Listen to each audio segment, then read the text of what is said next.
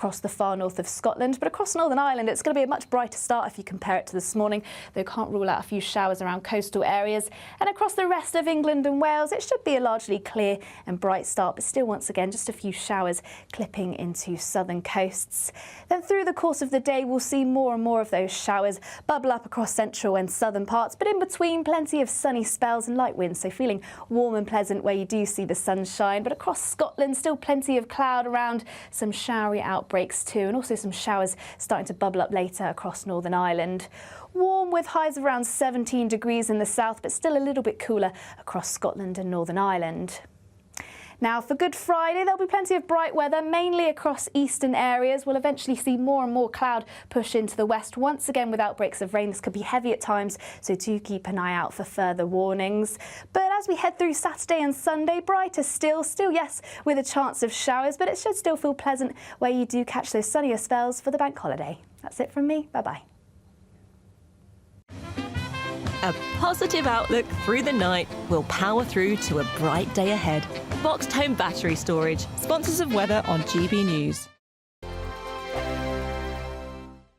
Courtesy of Marquis Leisure, you could be driving away with this brand new Elnag Baron 560 motorhome. It comfortably sleeps 4, comes with sky roof, integrated kitchen and bathroom, and is worth over £67,000. And that's not all, as we'll also give you a further £5,000 in tax-free cash to make sure that wherever this motorhome takes you, it takes you there in style. For another chance to win the lot, text WIN to 63225. One entry costs £2.50 plus one standard network rate message, or text BONUS to 63225. 5 entries cost £5 plus one standard network rate message. Go to gbnews.com/win. Entries start at £2.50. Call 0903 686 3232. Calls cost £2.50 plus your network access charge. Or post your name and number to GB13 PO Box 8690 Derby DE1 9TT. UK only. Entrance must be 18 or over. Lines close at 4 p.m. on the 6th of June. Please check the closing time if listening or watching on demand. Good luck. Hi, I'm Michelle Dewberry and my show is your opportunity to cut through all the noise and dive in headfirst to some robust debates. Ideas clash. Situation, isn't it? Because the failure is... You're deliberately avoiding my point. Nothing's held back. And if you think this is the end of it, wait for more. And we do not shy away from the difficult stuff. Sometimes I want to shake people and say, if only you understood. So join me on Dubes & Co weeknights at 6 p.m, only on GB News, Britain's news channel. It's Christys Tonight, and here we do things differently. It's explaining the absolute madness of this, doesn't it? It's explosive. I mean, this is very good. It's lively. 850. Your government sat there, Sean, and it did nothing. It's controversial. And the Middle East has been in turmoil since before I was born. It's everything you need to kickstart your evening. Everyone's had their Weetabix tonight. I love to see it. That's Christys Tonight, weeknights from 9 p.m. Only on GB News, the People's Channel, Britain's news channel. Good Afternoon Britain isn't just about us. The wonderful thing about this programme is it's about everyone watching. It's an interactive programme. Well, there absolutely is something to see here, and we're going to be talking about it more. Whether it's breaking royal news, please bring us up to date, or indeed a particularly punchy speech in the House of Commons. Very, very curious. We bring it to you live, and then we bring you live reaction as well. That's Good Afternoon Britain, weekdays from midday. Only on GB News, the People's Channel, Britain's news channel. Mornings don't have to be tiresome, especially if you have the right company. Wake up to news as it happens, opinion and debate, and of course, a little bit of entertainment too. Because when the kettle's on, we're on. That's Breakfast on GB News, a show worth waking up for. Every morning from 6 a.m. Only on the People's Channel, Britain's news channel. We'll spread the news, you spread the word.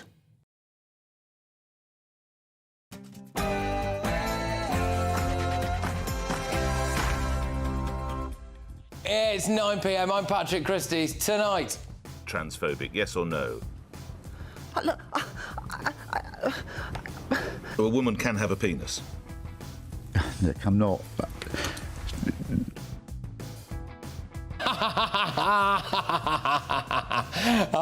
That trans women don't have ovaries, but a cervix, I understand, is something that you can have. Oh, he thinks he can grow a cervix. Trans trans women are women, but in the prison context, there is no automatic right for a trans woman. So there are contexts where a trans woman is not a woman? No, there is. There is. Oh, yes! Oh, you just love to see it, don't you? You love to see it.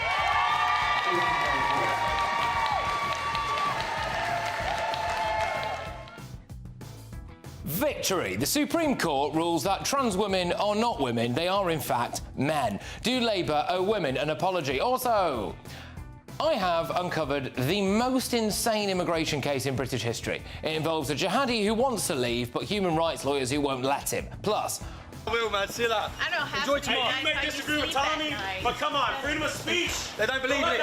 They don't believe it. Tommy Robinson loses his appeal against his prison sentence. Is he being unfairly treated? And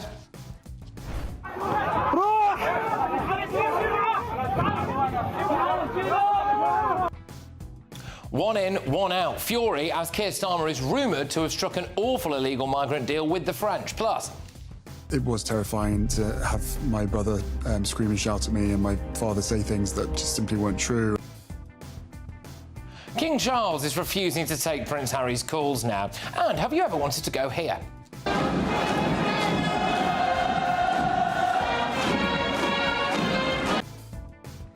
Well, one man decided to go for a jog in North Korea, and I'm very pleased to say he joins me live later. Have you got any idea what's going on here?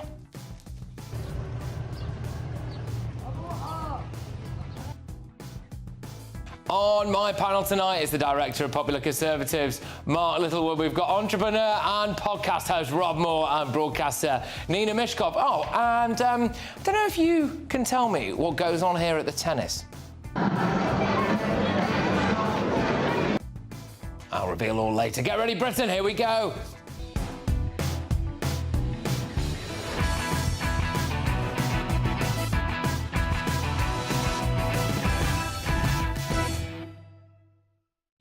Get ready for the most insane immigration case you have ever heard. Next.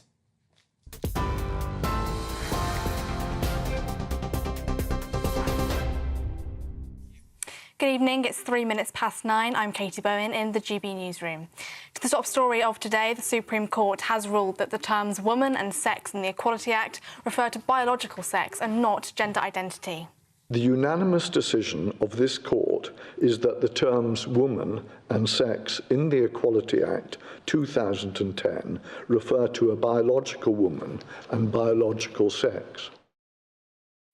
It means gender recognition certificates do not change someone's legal sex for single-sex services like rape crisis centres or hospital wards. Campaigners have hailed it a victory for biology and a watershed moment for women and same-sex attracted people. LGBT charity Stonewall says the ruling is incredibly worrying for the transgender community. However, the court reaffirmed protection from discrimination for trans people remains. The NHS will consider that ruling from today as it is set to update guidance on same-sex wards.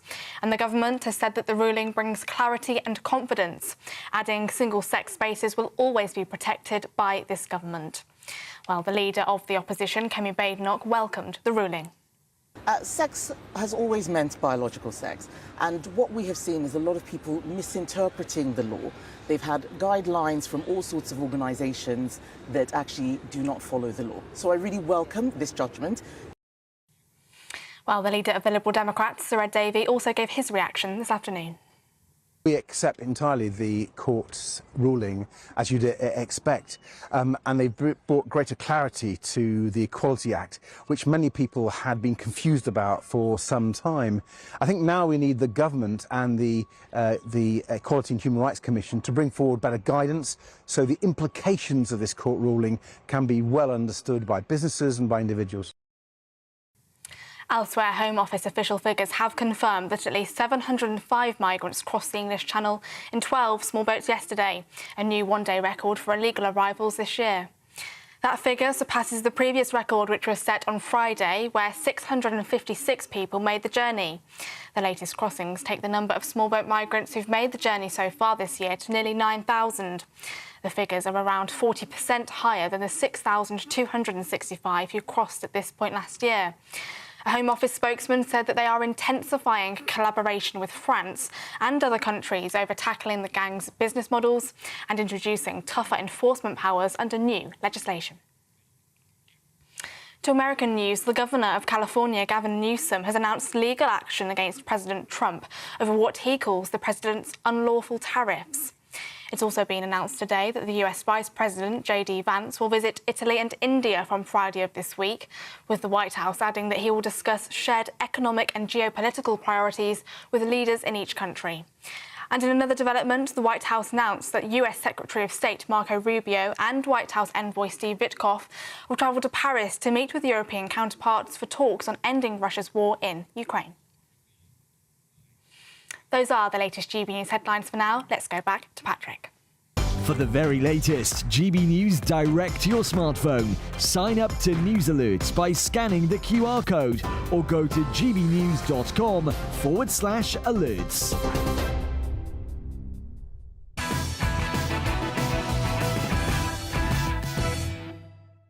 Good evening. I have found the most insane immigration story in British history. Get a load of this. We won't deport one of the most dangerous terrorists in Britain who has told us he wants to leave because of human rights concerns. So Irfan Khalid planned to set off 8 bombs in Birmingham. This would have been Britain's 9/11. It would have been bigger than 7/7. One of his accomplices, Ashik Ali, was going to wear a suicide vest and planned to shoot people as well. Now, in 2013, Irfan Khalid was jailed for a minimum of 18 years. He was granted a parole hearing. So we here at Patrick Christys Tonight have come into possession of documents from that parole hearing. Now, just FYI, he was denied parole because he's still a dangerous, radical, murderous Islamist. All right? What these documents reveal are astonishing. I honestly think this is the worst case of broken Britain I have ever found, and that is a competitive field. Khalid has renounced his British citizenship, so he is just a Pakistani national now. He's not British. The Home Office wants to deport him. No doubt the public want to deport him. Khalid wants to deport himself. In fact, Khalid has signed a disclaimer letter saying he wants to voluntarily be deported to Pakistan. This jihadi lunatic is begging for us to send him to Pakistan. So, get ready for this. The parole documents say Khalid is subject to a deportation order, which was not enforceable due to human rights concerns. In applying the legal test for release, the panel was required to consider the manageability of Mr. Khalid's risk to the public in both the United Kingdom and any other country in which he is likely to be returned. Once Mr. Khalid is returned home, it would then be a matter for Pakistan as to how his level of risk is managed and monitored. The panel was mindful that in such circumstances, it would need to rely on Mr. Khalid in being able to manage himself safely. So we have a jihadi who, it seems, wishes death upon us all. He wanted to blow up Birmingham, killing as many people as he could. He now wants to leave the country. In fact, he's begging us to let him leave. And human rights fanatics here in Britain are saying that he has to stay. We went back to the parole board and we asked them to clarify what these human rights concerns were. They couldn't give us any more details, but we suspect it's that they might be worried about the danger that Khalid may pose to Brits and their human rights. OK, all right, but if they're concerned about the human rights of the Pakistani community, in Pakistan that is, well, that's not up to them to decide, is it? That is very much for the authorities of Pakistan. Why is it our problem? Why do we have to live with the lunatic? Now, it's one thing in Britain not deporting people who illegally cross the channel. It's bad enough letting paedophiles stay because their own kids might suffer if their father has to leave. We've had cases so ridiculous that you kind of have to laugh, really, like the Albanian drug lord who could stay partly because his son doesn't like foreign chicken nuggets. But here we have it. A card-carrying jihadi who wanted to blow up Birmingham in the name of Allah, who still poses a danger to society, is begging to be shipped off to Pakistan. And British human rights lawyers are keeping him right here. Have you ever heard anything quite as insane as that? Let's get thoughts on my panel this evening. We've got the Director of Popular Conservatives, Mark Littlewood. We've got entrepreneur and podcast host Rob Moore and broadcaster Nina Mishkov. Welcome along, everybody. Yes, a little bit of a nutty place to start, but Mark, I'll start with you. I mean, do you think this is up there with the most insane immigration cases? It's pretty much the apex of lunacy, I would say, right? Until you uncover a new one next week, Patrick. I mean, it is extraordinary. I could think of one ground on which you wouldn't want to deport him. It'd have nothing to do with human rights. But imagine we'd, say, captured Osama bin Laden rather than the Americans killing him on the spot.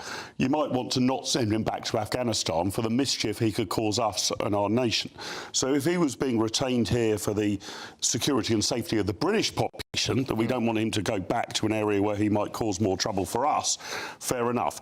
His human rights here, however, I mean, they cannot be brought into play whatsoever. And this shows the legal mess we've got ourselves into, that's even considered. There's no suggestion that, from what we heard from the parole board, that his life or limbs are in danger if he's sent back. As you've said, he wants to be sent back. So precisely which human right do we think we're protecting?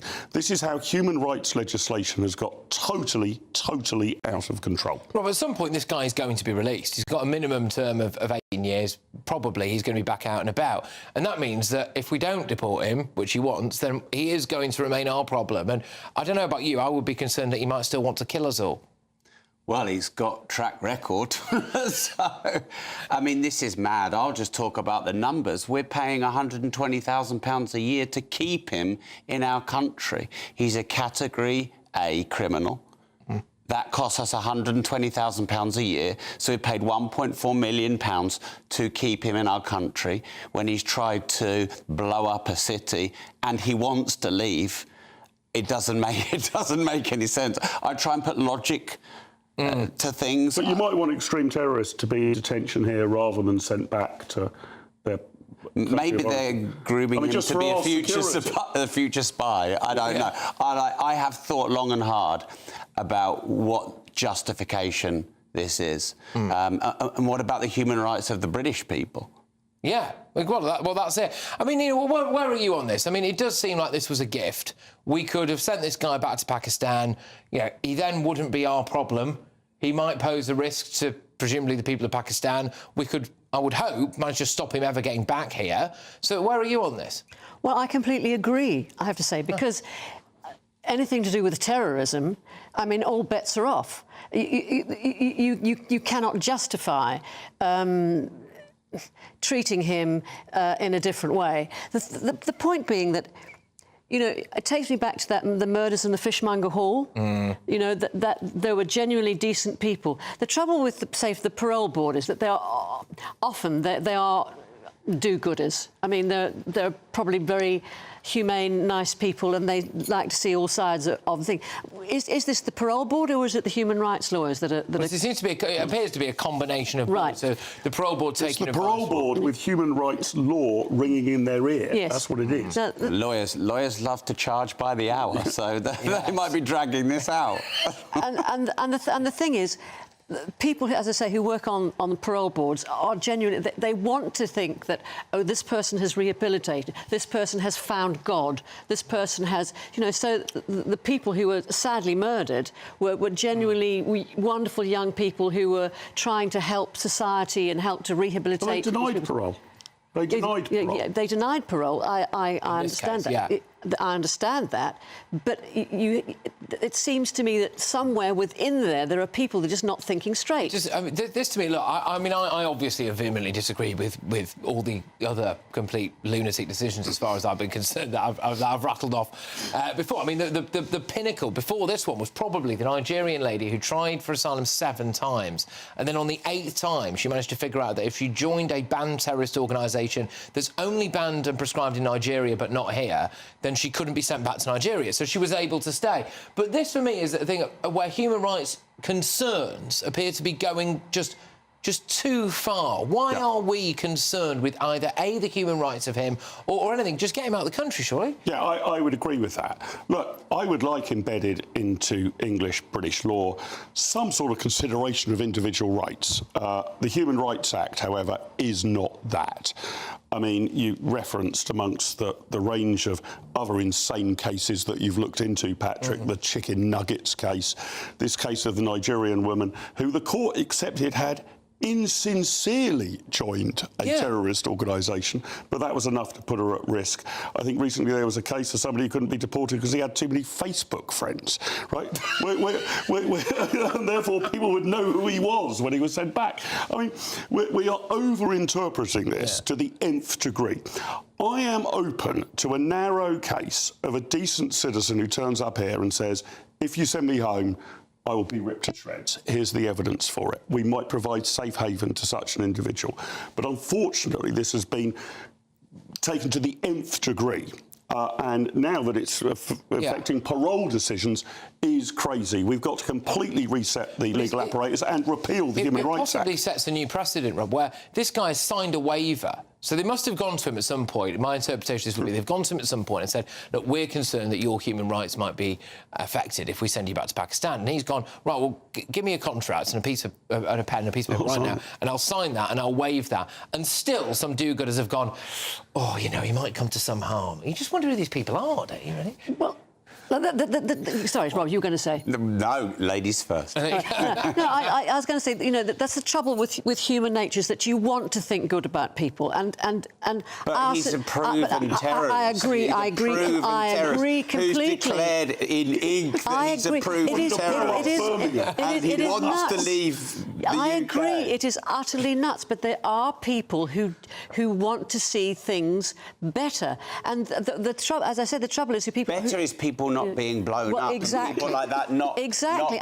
I agree. Back to the country he wants to be in and not in the country he doesn't want to be in. But therefore, it's not a professional, rational decision. It's very tainted. rational to want to send a proven criminal back to his country and deport him. I agree. It's not a professional, rational decision that they are making. It is not. But they're professionals. They're lawyers. The interesting thing here is, look, I agree with you. I'm not saying that the people who serve on the parole board or lawyers are, you know, wicked people, but it is a professional decision. And you seem to be suggesting that we have too many well-meaning do-gooders making these professional decisions. Yes. I don't want them made by well-meaning do-gooders who always look on the bright side of life. I want them made by people who care about my security in a hard-headed way. But that's always been the case. That's always been the get-out. Look, I found Jesus, and, you know, and oh, right, wonderful. You know, reformed sinner come to us. I want some cynics on this parole. Well, exactly. We need some hard-headed, hard-nosed decisions. And people must have their human rights. But as you say, this is stretched beyond credulity. You do. I think, Robert, that British citizens have a right to feel completely unprotected by the authorities. If you look at this, I mean, we've just kind of stumbled across this case. We got really lucky, actually, in the way that we managed to find this. So, yeah, that was good. But it does make you wonder, well, how often is this actually happening? And you think that, you know, if it's more likely than not that as and when this guy is released, because another line in this parole board comment that was apparently he seems to be making good progress in prison, so they are of you see, that goes to prove my point. The view that this guy can be de-radicalised. Well, what does good progress mean? Well, they do things like they take courses about de-radicalisation or mental health. He's got a C- in French. Yeah. So this is it. So at some point, I guarantee you, in a few years' time, this guy really is going to be out. And then he's from Spark Hill in Birmingham, so he's probably going to go back there. And then we're going to have to monitor him. So conceivably, he can tidy some of the bins up, can't he? He can tidy some of the bins up. Yeah. Well, this is it. But we might even send him back to the place where he's quoted as saying he wanted to turn Birmingham into a war zone. So the idea that we send him back there, I find absolutely bonkers. But I think the British public have a right to just not feel protected. Don't they? I agree. Up today, isn't it? This is good. Oh, go on, Rob. No, Nina. After you, ladies first. No, go on. No, ladies well, first. someone talk, otherwise I'm going to lose. I was going to say I completely agree, and this is just nonsense. So what would you change, Neil? Well, let's look at how the parole board is staffed for a start. Too many well-meaning lefty do-gooders on it. You agree? We haven't got proof of that. That was your assertion. my thinking is that, because that's always been the way. But the trouble is, in our prisons. Let's rob because we're pressed time. Do you feel safe in Britain at the moment? No. It's legal to anything under £200 you can steal legally. Your watch, your phone, gone. No, I don't feel safe at all. And then when news like this comes out, because now this is all over the news. Yeah. How many other terrorists are kind of essentially being protected? No, I don't feel safe. Yeah. Well, I don't know. We don't have to catastrophise about the whole thing. It's pretty grim, though. Yeah, well, it could have been a catastrophe. Well, I blame 14... He'd been able to do what he did. 14 years of Tory misrule. Well, they didn't help. They didn't help. You know, we do have to be honest about one of the reasons we've ended up in this ridiculous position, actually, which the Tories didn't stop a lot of it, did they? But anyway, in not the worst screeching U-turn I've ever done in my life, it is now time for the Great British Giveaway. Your chance to win a ginormous motorhome. You could be spending your summer in style, on the road in this brand new Elnag Baron 560 motorhome, courtesy of Marquis Leisure. Imagine the fun you could have in this luxurious home from home worth over £67,000. It sleeps 4, comes with integrated kitchen and bathroom spaces, and comfortably has space for all the family. And if that wasn't enough, we'll also give you £5,000 in tax-free cash to make your next getaway a great one. It's our biggest prize package ever, and it could be all yours. For another chance to win the lot, text WIN to 63225. One entry costs £2.50 plus one standard network rate message, or text BONUS to 63225. 5 entries cost £5 plus one standard network rate message. Go to gbnews.com/win. Entry start at £2.50. Call 0903 686 3232. Calls cost £2.50 plus your network access charge, or post your name and number to GB13 PO Box 8690 Derby DE1 9TT. UK only. Entrance must be 18 or over. Lines close at 4 p.m. on the 6th of June. Please check the closing time if listening or watching on demand. Good luck. So, coming up, Tommy Robinson today lost a court appeal over his 18-month sentence for contempt of court. So, is he being unfairly treated, do you think? We'll discuss that, but first... Transphobic, yes or no? Look, a woman can have a penis. Look, I'm not... So, Labour have tied themselves in knots trying to define what a woman is over the past few years. But after the Supreme Court's ruling today, I'm asking this question. Does the Labour Party owe women an apology? That's next.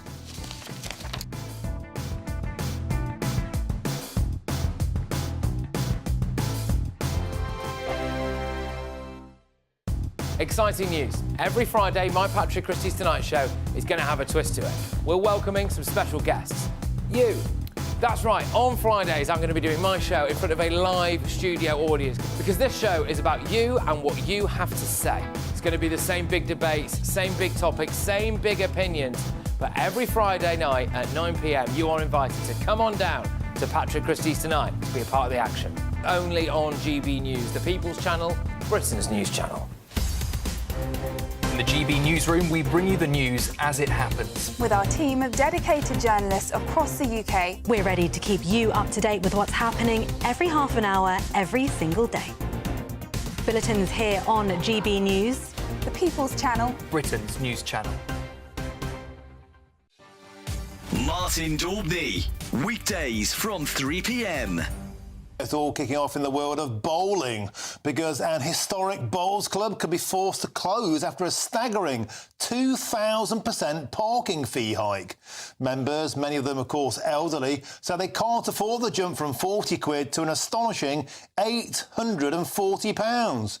Now, for some, the club is their social lifeline, but the council insists that the change is necessary to ease financial pressures. Well, of course they would. Well, joining me now to discuss this is the club captain of Eastbourne Parade Bowls Club, Pete Hensman. Pete, welcome to the show. This is an astonishing hike in the car parking costs. It must have simply bowled you all over. Yeah, to use a phrase, you're quite right.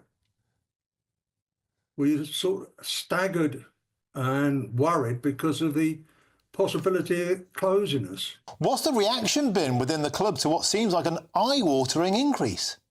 Well, as you said, several of our members are saying, we just can't join, we can't afford it. The bus service around here is not particularly good, and they can't carry their bowls or get to the club. And you've been around since 1897. You've got 70 members, got some wonderful pictures there on screens of people just getting together. Absolutely wonderful thing to do. Healthy physically, healthy mentally, and of course a lot of people lose more friends as they get on. Have the council been remotely forthcoming in seeing the light? I think they've got a bit of a panic on. We got a message inviting us to join the chairman of the council tomorrow to discuss the matter. I hope we're going to get a compromise. GB News.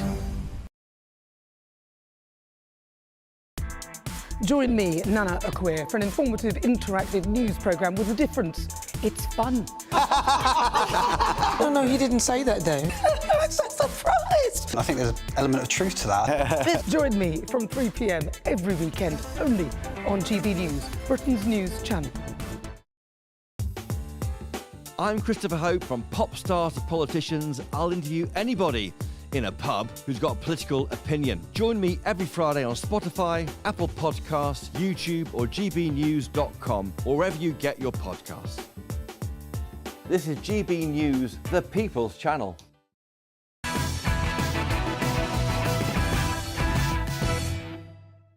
Welcome back to Patrick Christys Tonight. So coming up, is Tommy Robinson's 18-month prison sentence for contempt of court too harsh? He lost an appeal today. But first, does the Labour Party owe women an apology? It's time for the head-to-head.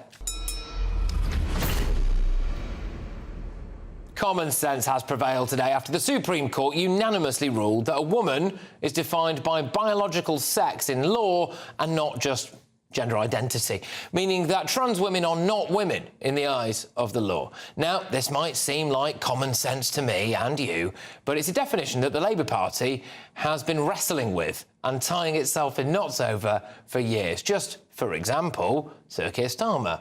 Woman can have a penis. Look, I'm not... I don't think we can conduct this debate with... You know, sorry, have I offended you in some way? No, it's just... Pathetic. Eventually, the Prime Minister had some kind of light bulb moment. Well, struggle with it, the penis question, don't you? Well, look, firstly, a woman is an adult female, so let's clear that one up. Doesn't entirely clear it up, though, because he does leave a bit of wiggle room in there. But anyway, the Chancellor, Rachel Reeves, was equally lost for words when she was asked to define what a woman is. Is it transphobic to say only women have a cervix? Look, is it transphobic? Look. And then there's the Foreign Secretary, David Lammy, who seems to have a rather confused view of basic female anatomy. Is it transphobic to say only women have a cervix, David?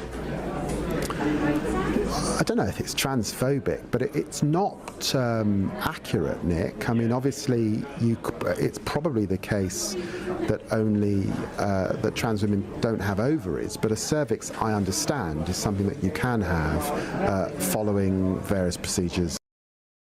Oh, it's terrifying, isn't it? It's just terrifying to think that guy probably knows the nuclear launch codes. So tonight I'm asking, does the Labour Party owe women an apology? Well, I'm joined now by former Tory MP Jane Stevenson and LGBT activist Peter Tatchell. Thank you very much. Jane, I'll go over to you, really. Do you think that it's about time that Labour apologised to all women? I think they should apologise for women. They've been gaslighting women for a really long time. And the first phone call Keir Starmer should make to apologise is to Rosie Duffield, who he owes a huge apology. Rosie was bullied mercilessly for years and finally left the Labour Party just for speaking out on single-sex spaces and keeping common sense in this issue. Peter, I mean, look, I'm pretty sure that many women would appreciate an apology from the Labour leader, from the Chancellor, from the Foreign Secretary, from a variety of different people who've represented the Labour Party now for probably the best part of a decade. Do you think they should? No one should be bullied or harassed because of expressing a lawful opinion. That's full stop. But on the question of the Labour Party, let's not forget this whole issue arose from the Equality Act, which was legislated by the Labour government, but came into force under the watch of the Conservative government of David Cameron and successive Conservative Prime Ministers, David Cameron, Theresa May, Boris Johnson, Liz Truss and Rishi Sunak all defended the Equality Act. So I don't think it's fair to single out the Labour Party. I think a lot of apologies across the political spectrum are probably needed. Just while we're on it, Peter, are you going to apologise to women? No, I've never said that women should not be protected. I've always defended women's right to protection, and I've said that we should try and find a way in which women can be protected while at the same time trans people are protected as well. And of course, this judgment does not mean that individual women's organisations can voluntarily decide to include trans people. So, for example, I have a friend who works for a women's centre in the north of England. For 7 years, by the agreement of the staff and the women users, they accepted trans women. Now, consent is one thing, though. Consent is one thing. When it's forced upon people, it's obviously a very different kettle of fish. Jane, there is a case for what Peter said there, which is okay. All right, you know, the Labour government have been, even when they're in opposition, very squiffy on being able to define what a woman is. But ultimately, we did get into a mess, and that was under Tory rule. You know, could you guys not nip this in the bud a bit? Do you think? Possibly, but I think the tide sort of went through such a toxic time. If you remember J.K. Rowling being absolutely cancelled, you know, some of those child actors who owe their entire fortune to this woman completely blank her, refused to talk about it. You know, we went through this really difficult time where women were told, you're not a woman, you're a cis woman. You have to add another word to justify your biology here. And I think we are getting that common sense, and we've gone through, hopefully, the worst of the toxicity. Nobody wants to see trans people kind of persecuted or discriminated or whatever, but where there's conflicting rights, women's single-sex spaces now are going to be clearly prioritised. And that clarity is really good. And people who work in those institutions are going to have confidence to make those decisions. Yeah, I mean, Peter, Keir Starmer, Rachel Reeves, David Lammy, a whole host of other people had an opportunity to stand up for women when it really mattered, when it was really difficult, when there was what I call them the trans mafia, were going after people, were trying to ruin people's lives, get them cancelled, get them removed from their friend groups, make them lose their jobs, make their wives or husbands leave them, all of that stuff that actually happened to people. And at that moment in time, Keir Starmer and co could have stood up for women, and they didn't. And it's taken a Supreme Court hearing now for them to go, oh yeah, no, of course a woman is a woman is a woman, and I mean, it's sad and pathetic, isn't it, Peter? Well, equally, many Conservative MPs, government ministers and prime ministers could have also stood up and done the same thing. I don't think it's right to make a party political issue out of this. We have to move forward in a way that is beneficial and protects everyone. The one unforeseen circumstance of this ruling is that it means that people must use toilets and changing rooms according to their biological sex. Yeah. And this will mean that trans men are now obliged to use women's toilets. I'm horrified to think of the shock that women will get when trans men walk into their toilets. I'm equally horrified and shocked that trans women will go into men's toilets and provoke consternation there as well. I mean, there is an alternative to this, isn't there, which is that you can have a third toilet. And I think a lot of people, for all the sake of the drama and the hoo-ha about this, I mean, you know, realistically, is that difficult to do? Is it just to have a third toilet? I don't really think it is. I agree with GB News. You've got gender-neutral toilets, and We don't have gender-neutral toilets, actually. It might have been a little while since you've been here, Peter, but we have revolutionised that because we realised that that was wrong. Anyway, thank you very much, both of you. Tremendous to have you on the show. As former Tory MP Jane Stevenson there and LGBT activist Peter Tatchell. Right, OK, well, I'm going to be coming on to a bit more of that later because there should, in my view, be a reckoning for all of the people who have peddled this trans nonsense, basically, and I am going to be getting stuck into all of them. But coming up, Prince Harry's relationship with his father, the King, has just gone from bad to much worse. So, is a royal reunion now more distant than ever? Apparently, King Charles isn't taking his calls. But first, political activist Tommy Robinson today lost a court appeal after his 18-month sentence for contempt of court. So, is he being unfairly treated? I'll find out next.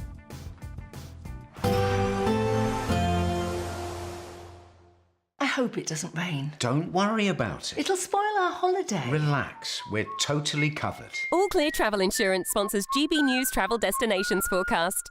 If you're heading away for the Easter holidays, I'm afraid there's lots of unsettled weather across southern parts of Europe, central Mediterranean, as a result of Storm Hans, bringing in some heavy rain and some strong winds. Largely dry across Madeira and Tenerife, particularly after all the flooding recently. But as we head our way towards Sardinia, northern parts of Italy, parts of Switzerland, some heavy rain here, possibly some thunderstorms and also some strong winds. They're a little drier and brighter across parts of Greece. And it looks brighter for all as we head towards Saturday, but temperatures remaining in the mid-teens to low 20s. All Clear Travel Insurance sponsors GB News Travel Destinations Forecast. If you want your news to be straight talking, this is the nightmare for the Conservatives again. Down to earth. It's not just Nottingham where this is happening, is it? And most importantly, honest. Hard-working, middle-class taxpayers, they'll get their book thrown at them. They catch me, Martin Daubney, Monday to Friday, 3 till 6 p.m. on GB News, Britain's news channel. Martin Daubney, weekdays from 3 p.m. Britain's first gangster turned bishop says that Prince William has nicked my best ideas. I'm not joking. It's true. You can hear him laughing next to me now. Pastor Mick champions a one-stop shop for supporting rough sleepers. Tell GB News viewers a bit about your incredible story, how you started out and how you ended up as man of the cloth. Yeah, so this was basically back from addiction, abuse as a child, mental health, and then into a life of crime and spiralled down and had a final stay in a psychiatric unit on a crack addict, and my life kind of built up from there. I've been clean off drugs and alcohol for 14 years, and it's been a really painful journey. I find that, in the pain, if you look at the news now, there's so much pain for people, it's like... And I've managed to find out where the joy is in the pain, and that's what I try to do. I try to show people where the joy is in the pain, because if you love, it's going to hurt. And the measure of the pain is sometimes a measure of the love that you have for other people and inside yourself. So the book kind of tells the stories of people who've had a lot of pain, but yet they've come through, just like myself. Let me just hold this up now. The book, Walk in My Shoes. Oh, that is on sale now, and it's got a message on the back. It's got royal approval. It's impossible to visit church on the street and not be deeply moved by the work the organisation does for those in need. His Royal Highness, the Prince of Wales. Of course, you've got a huge fan in Prince William. He's been to visit you. GB News, the People's Channel. Mornings don't have to be tiresome, especially if you have the right company. Wake up to news as it happens, opinion and debate, and of course, a little bit of entertainment too. Because when the kettle's on, we're on. That's Breakfast on GB News, a show worth waking up for. Every morning from 6 a.m. Only on the People's Channel, Britain's news channel. We'll spread the news, you spread the word. Join me, Nana Akweer, for an informative, interactive news programme with a difference. It's fun. No, he didn't say that, though. I'm so surprised. I think there's an element of truth to that. Join me from 3 p.m. every weekend, only on GB News, Britain's news channel. headliners on GB News 11 p.m. every night. It's got 3 top comedians going through the next day's newspapers so you don't have to read them, which is great. That's a good point. He's lying. I mean, maybe he's not lying. That's headliners every night from 11 p.m. and 5 a.m. as well on GB News, Britain's news channel.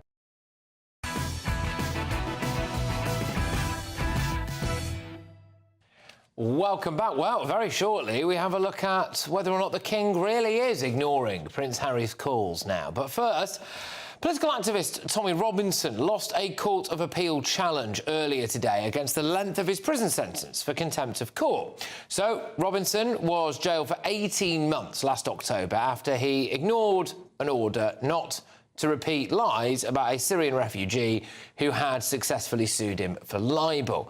He's been in segregation from other prisoners at HMP Woodhill after the prison received intelligence that 2 other prisoners were supposedly plotting to assault him.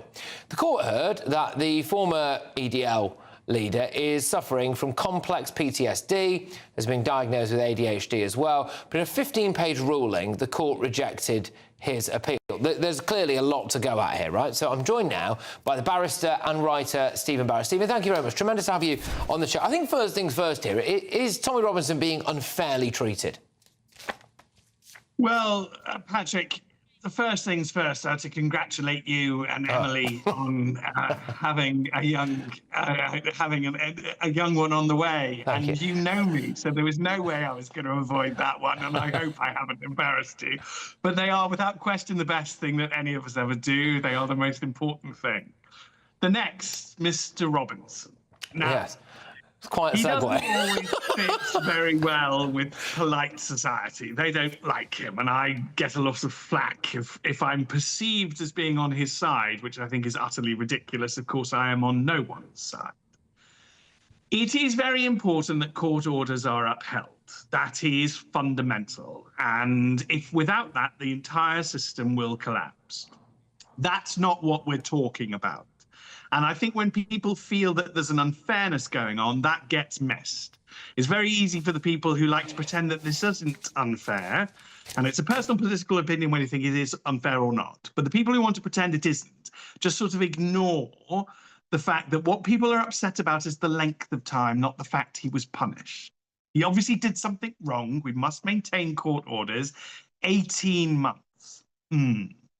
Maximum security prisons, where he says and the authorities have accepted as a premise, he's at danger of being killed by a lifer. Right. Well, if I were ever in prison, or you were ever in prison, Patrick, I would want us to be nowhere near lifers then. That's the easiest way to not get killed by a lifer, is to be in one of our many prisons where there are not people convicted of life sentences.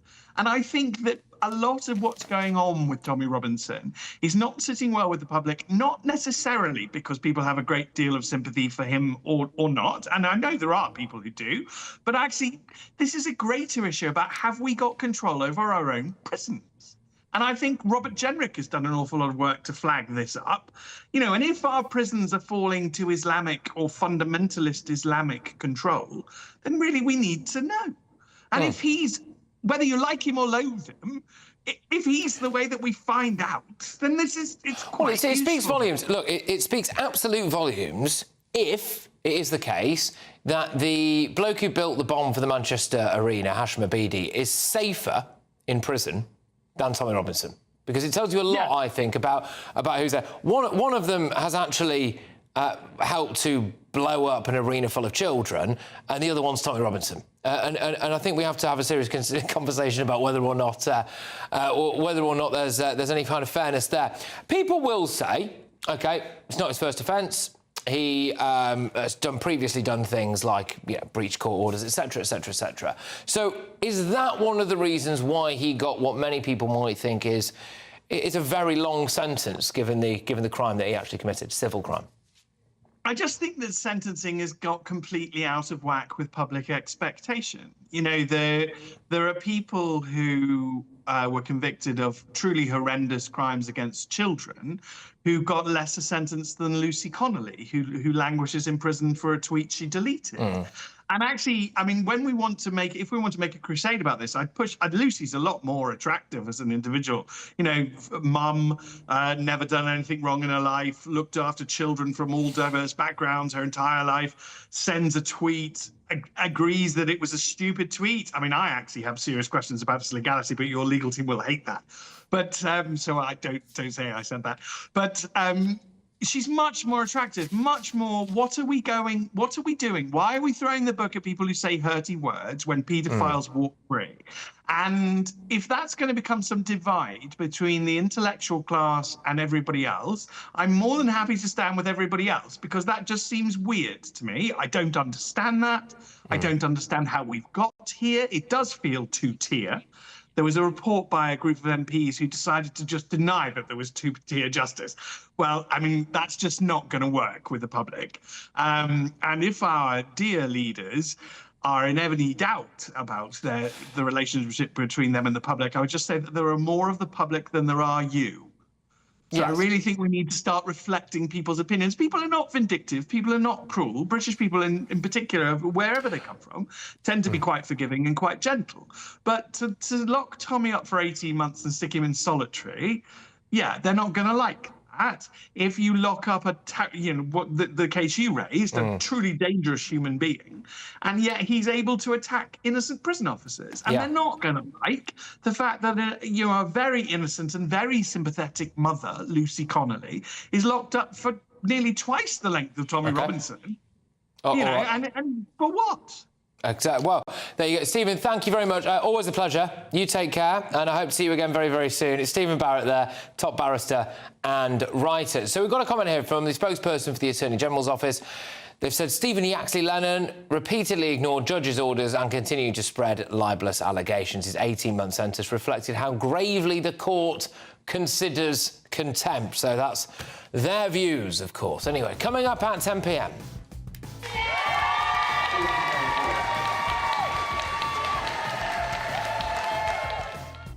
Well, common sense has prevailed today. The Supreme Court ruled that trans women are not women, they are in fact blokes. I'll name and shame everyone that tried to smear and malign anyone brave enough to stand up for women's rights. But first, Prince Harry's relationship with his father, the King, is apparently in even more tatters than it was before. King Charles is supposedly not even taking his calls now. Stay tuned.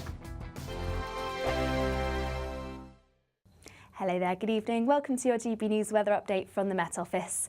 As we head into tomorrow, it's going to be a much brighter day for many, more in the way of sunshine, though we can't rule out some showers, but feeling warm where you do see those sunnier spells and lighter winds. And it's all thanks to this area of low pressure slowly shifting its way northwards, so eventually improving conditions into tomorrow. But we still hold on to this area of cloud and rain across Scotland and Northern Ireland for a time through most of the night. But any rain eventually easing across northern parts of England and Wales, leading to a much brighter start as we head through into tomorrow. And it should be largely dry across the southern half of the UK.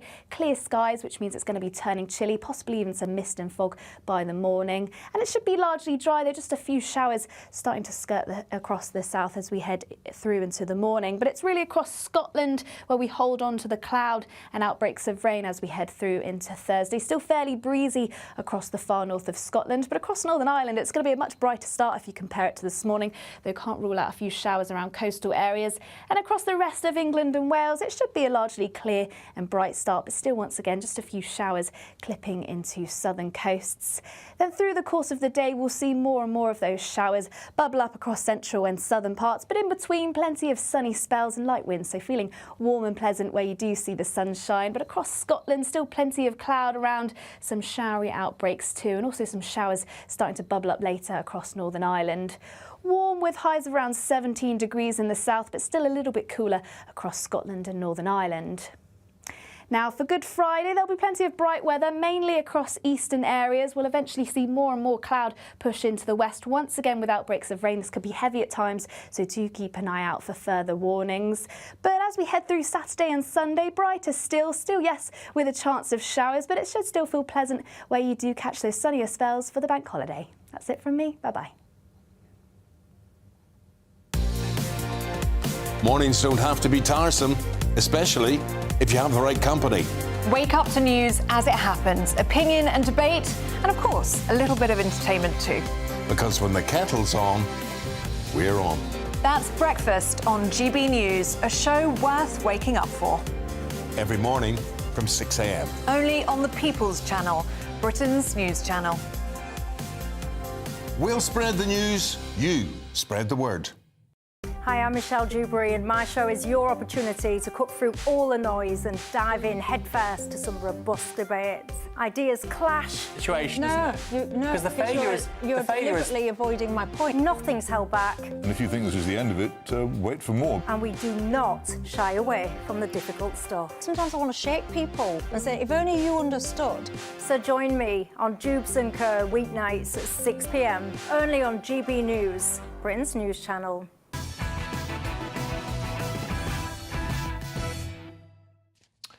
Welcome back to Patrick Christys Tonight. So, loads coming your way. Of course, we're going to be getting stuck into every single person that decided to ignore women's rights for several years. But first, King Charles is now ignoring calls and even letters from Prince Harry, according to the US celebrity Bible People magazine. The Duke of Sussex is apparently completely out of the loop when it comes to his own father's health and cancer treatment, and apparently found out about the King's recent hospital stay via the media. And yet another sign that the royal reunion might now be more distant than ever before. Reports in the Daily Mail suggest that Prince William has been left frustrated by Harry's surprise visit to Ukraine, where he met with wounded soldiers. The Prince of Wales had apparently planned a similar trip himself, but it was blocked due to security concerns. Well, we're joined now by the editor-at-large at the Mail on Sunday, Charlotte Griffith. Charlotte, thank you very, very much. First things first, it appears as though King Charles is no longer taking Prince Harry's calls, or indeed reading his letters. What do you make of that? I think it's really sad for Harry, actually, and for Charles, because we know Charles is really ill. I don't blame Charles at all, because Harry is deeply untrustworthy. And in his Netflix documentary, you can see him receiving a text, not from Charles, but from Prince William, reading it straight away out to Meghan whilst being filmed by TV cameras. So I can hardly blame him for being, Charles for cutting off his son. But I do think it's a really sad situation, because Charles was hospitalised the other day, and Harry had no idea. And this leak to People magazine, those leaks often come from the Sussex camps when it comes to People magazines. They've got really close links. So I do think it's probably coming from them, more or less. And the other thing is, Harry's recently said that he felt exhausted and overwhelmed by the court case about his security going on over here. So I am a bit worried that he sounds a bit fragile at the moment, and he can't get through to his own family. Yeah, I mean, at the same time, though, this is what you get when you leave and slag them off on the way out, isn't it? Yes, and also Meghan has a real history of freezing out her friends and just completely cold-shouldering, people that she's known for years, including her own father, famously. So I do wonder whether they're getting a taste of their own medicine. Maybe Harry's adopted this policy of freezing people out and being frozen out himself. But what is different is that this is the first glimpse we've had to the fact that he is actually trying to reach out to his family after a very long period of silence between them. And the fact that he's calling them and he can't get through to his father and he can't get letters through, it's just... I do wonder, I get what you're saying just from a purely family perspective, Charlotte, don't get me wrong, it is very sad. But I suppose from the King's perspective and maybe Prince William's perspective as well, they just don't know if they take one of those calls. Is there a Netflix camera crew at the other end of it? No, exactly. Like I said, I couldn't believe it when I watched that Netflix documentary, and you can see Harry get a message from his brother, show it to Meghan, who then reacted in front of a camera. I would never send a message to him again if I thought there was a risk of that. And the other thing for Charles is there's a risk that the Ravek appeal that's going on actually could fall apart, because if Harry tries to lobby his father privately, that will actually really badly affect this appeal, this court case. So, and we don't know how long that's going to go on for. That's the other thing. It's already rattled on for 3 years. I don't think they'll get back in touch until that appeal, reaches its conclusion. We don't know how long it'll take. If at all, I actually think Charles will deliberately freeze him out until after that court case. Gosh, well, watch this space. I mean, the other news story that we're going to cover now is that apparently Prince William was planning a trip to Ukraine, was told that he couldn't go because of security concerns, and then in comes Harry. So he's actually quite annoyed about that. What do you think? That's the kind of thing that would absolutely infuriate William. And, for all this talk about spare, you know, Harry grumbles he was the spare, but William finds it so frustrating and has done all his life that Harry gets special measures that he's never had. Even little things like on his wedding day, Harry was allowed a beard, and William was furious about it because he wanted to have a beard. And you know, Harry does get away with stuff that William simply can't. And William the other day went to Estonia because he couldn't go to Ukraine. He obviously wanted to go to Ukraine, but he couldn't because of security reasons. And I'm sure Harry, I mean, it can't go. He must plan these things. He must plan these things to annoy his brother. I can't help but think it is planned any other way, to be honest. Yeah, so you reckon that Prince Harry going to Ukraine was basically a deliberate dig at William, saying, I can do this stuff and you can't?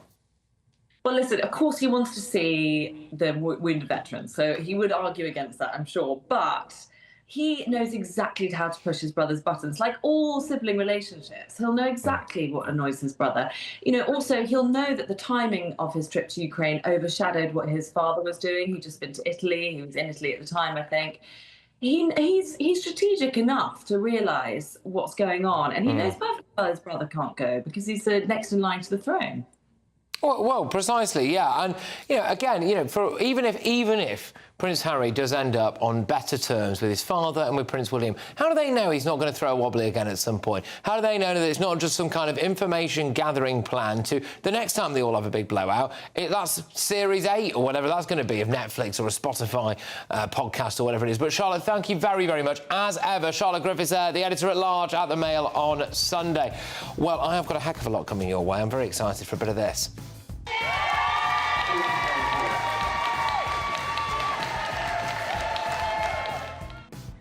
Common sense has prevailed. The Supreme Court ruled that trans women are not women, they are in fact men.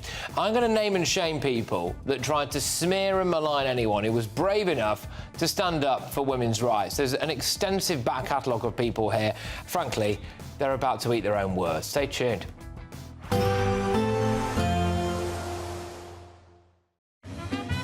A positive outlook through the night will power through to a bright day ahead.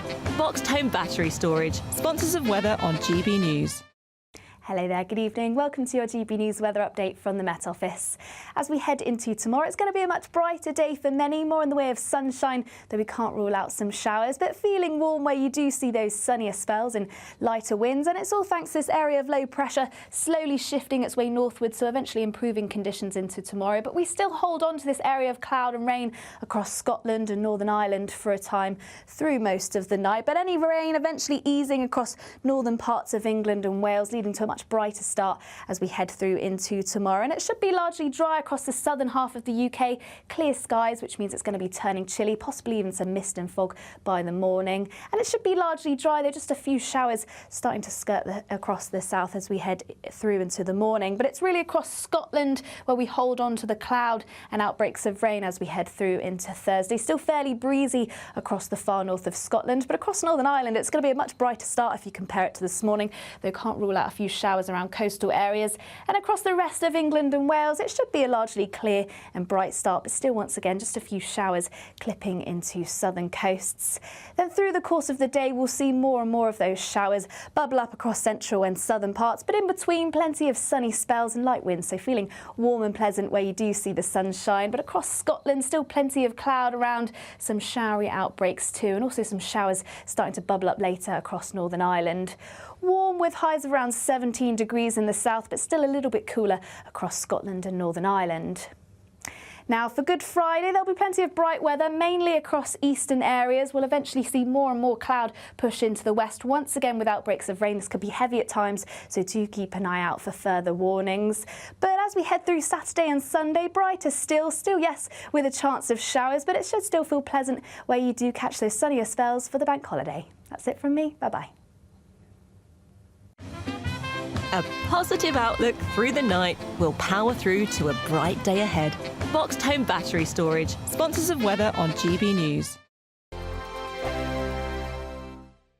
courtesy of Marquis Leisure, you could be driving away with this brand new Elnag Baron 560 motorhome. It comfortably sleeps 4, comes with sky roof, integrated kitchen and bathroom, and is worth over £67,000. And that's not all, as we'll also give you a further £5,000 in tax-free cash to make sure that wherever this motorhome takes you, it takes you there in style. For another chance to win the lot, text WIN to 63225. One entry costs £2.50 plus 1 standard network rate message, or text BONUS to 63225. 5 entries cost £5 plus 1 standard network rate message. Go to gbnews.com/win. Entries start at £2.50. Call 0903 686 3232. Calls cost £2.50 plus your network access charge, or post your name and number to GB13 PO Box 8690 Derby DE1 9TT. UK only. Entrance must be 18 or over. Lines close at 4 p.m. on the 6th of June. Please check the closing time if listening or watching on demand. Good luck. This is Britain's Newsroom, where your voice matters. It's just astonishing. With expert analysis and honest opinion, we don't just keep you informed. We bring you unique perspectives you won't see anywhere else. Can't argue with any of that. When the news happens, it happens here. On Britain's Newsroom, weekdays from 9:30 a.m. Only on GB News.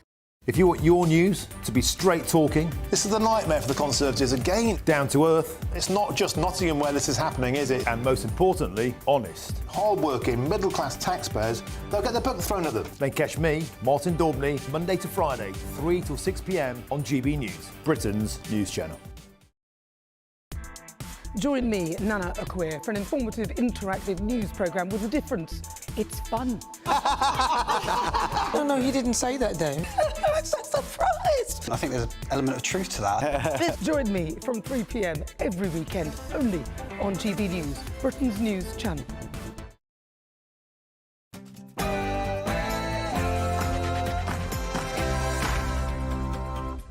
It's 10 p.m. I'm Patrick Christys Tonight. Transphobic, yes or no? Look, A woman can have a penis. Look, I'm not. That trans women don't have ovaries, but a cervix, I understand, is something that you can have. Oh, it just gets better and better and better, doesn't it? The vast majority of people will have the same gender as their biological sex, but a small number won't. So a woman... Oh, gosh, I've been Ed Davey. I just actually thought that a woman could have a penis. Anyway, well, here we go.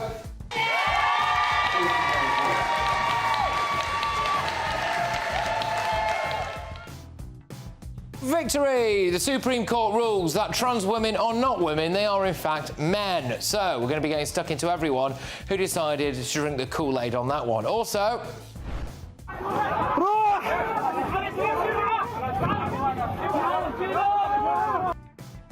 One in, one out. Well, Fury, as Keir Starmer, is rumoured to have struck an awful illegal migrant deal with the French. Plus, too fat to fly? Well, find out why this woman is very, very angry. And have you ever wanted to go here?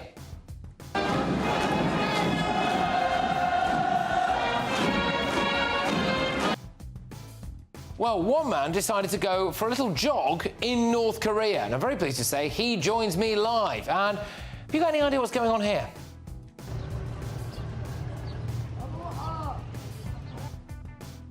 On my panel this evening is the director of the Popular Conservatives, Mark Littlewood. We've got entrepreneur and podcast host Rob Moore and broadcaster Nina Mishkov. And do you know what this tennis outburst is all about? You won't believe what she says next. Get ready, Britain, here we go.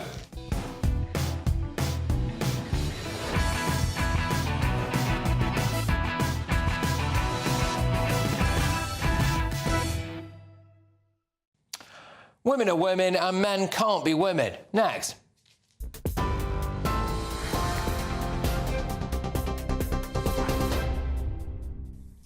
Good evening, it's 2 minutes past 10. I'm Katie Bowen in the GB Newsroom. The top story today, the NHS is to consider and update guidance following the Supreme Court ruling that the terms woman and sex in the Equality Act refer to biological sex and not gender identity. The unanimous decision of this court is that the terms woman and sex in the Equality Act 2010 refer to a biological woman and biological sex. It means gender recognition certificates do not change someone's legal sex for single-sex services like rape crisis centres. NHS officials will look at guidance around same-sex hospital wards. Campaigners have hailed it a victory for biology and a watershed moment for women and same-sex attracted people. LGBT charity Stonewall says the ruling is incredibly worrying for the transgender community. However, the court reaffirmed protection from discrimination for trans people remains. The government has said that the ruling brings clarity and confidence, adding single-sex spaces will always be protected by this government. While the leader of the opposition, Kemi Badenoch, welcomed the ruling. Sex has always meant biological sex, and what we have seen is a lot of people misinterpreting the law. They've had guidelines from all sorts of organisations that actually do not follow the law. So I really welcome this judgment. Well, the leader of the Liberal Democrats, Sir Ed Davey, also gave his reaction earlier today. We accept entirely the court's ruling, as you'd expect, and they've brought greater clarity to the Equality Act, which many people had been confused about for some time. I think now we need the government and the Equality and Human Rights Commission to bring forward better guidance so the implications of this court ruling can be well understood by businesses and by individuals. Elsewhere, Home Office official figures have confirmed that at least 705 migrants crossed the English Channel in 12 small boats yesterday, a new one-day record for illegal arrivals this year. That figure surpasses the previous record, which was set on Friday, where 656 people made the journey. The latest crossings take the number of small boat migrants who've made the journey so far this year to nearly 9,000. The figures are around 40% higher than the 6,265 who crossed at this point last year. A Home Office spokesman said that they are intensifying collaboration with France and other countries, with reports of a one-in, one-out deal with France surfacing today. The government is also set to introduce tougher enforcement powers under new legislation. To American news, members of President Trump's administration could face criminal contempt charges for violating a federal judge's order halting the deportations of alleged members of a Venezuelan gang. In a written ruling, US District Judge James Boasberg found probable cause to hold officials in criminal contempt of court, saying the administration demonstrated willful disregard for his order, which barred the government from deporting alleged members of a Venezuelan gang to El Salvador. And in another development, the White House announced that US Secretary of State Marco Rubio and White House envoy Steve Witkoff are travelling to Paris to meet with European counterparts for talks on ending Russia's war in Ukraine. Those are the latest GB News headlines. Now let's go back to Patrick. For the very latest GB News direct to your smartphone, sign up to News Alerts by scanning the QR code or go to gbnews.com/alerts.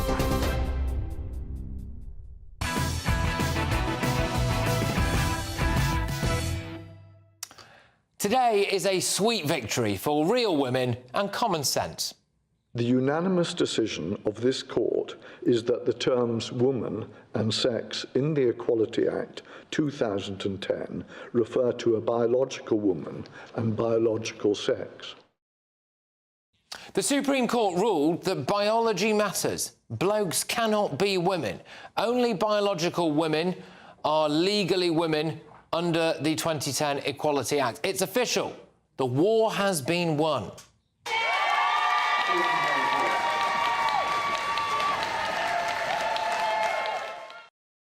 So let's take a moment to remember the people who lost this war.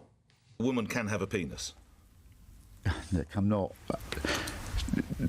I don't think we can conduct this debate with, you know... Sorry, have I offended you in some way? No, it's just...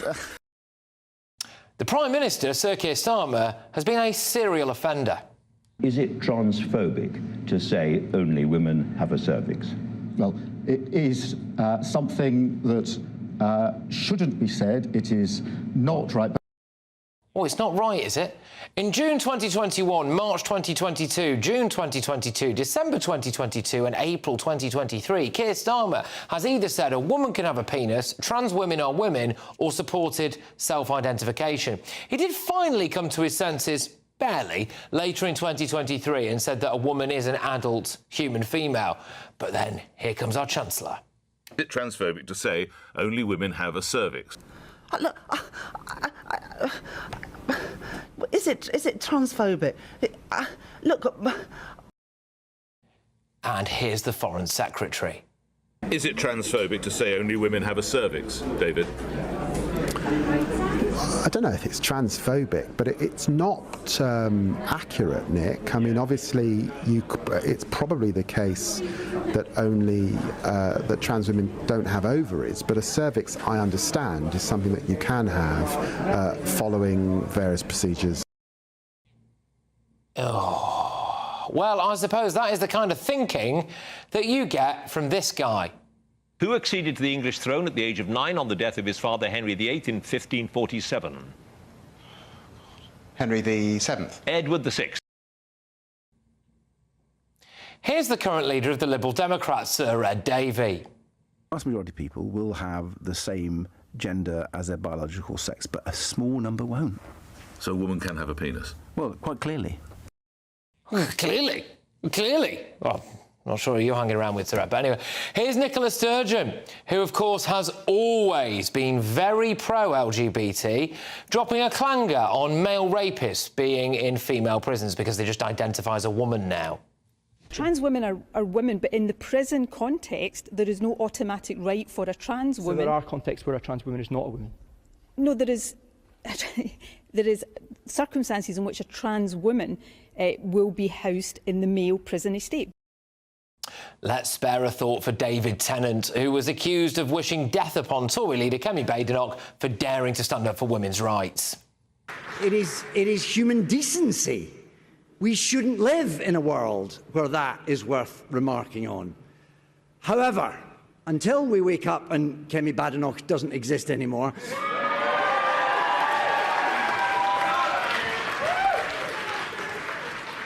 I don't wish ill of her, I just wish her to shut up.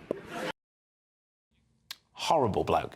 The Harry Potter cast, who would be stacking shelves in Lidl if it wasn't for the brilliance of J.K. Rowling's pen, but seemingly under pressure from their lovey mates, completely sold her out, didn't they? Let's spare a thought for the Daily Mirror newspaper, who yesterday described a bearded, purple-haired man who smeared faeces on a nursery school as a woman, and our friends at Sky News, who described Dylan Mulvaney as a she. You know, this Dylan Mulvaney.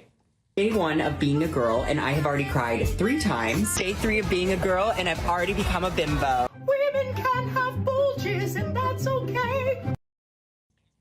Yeah.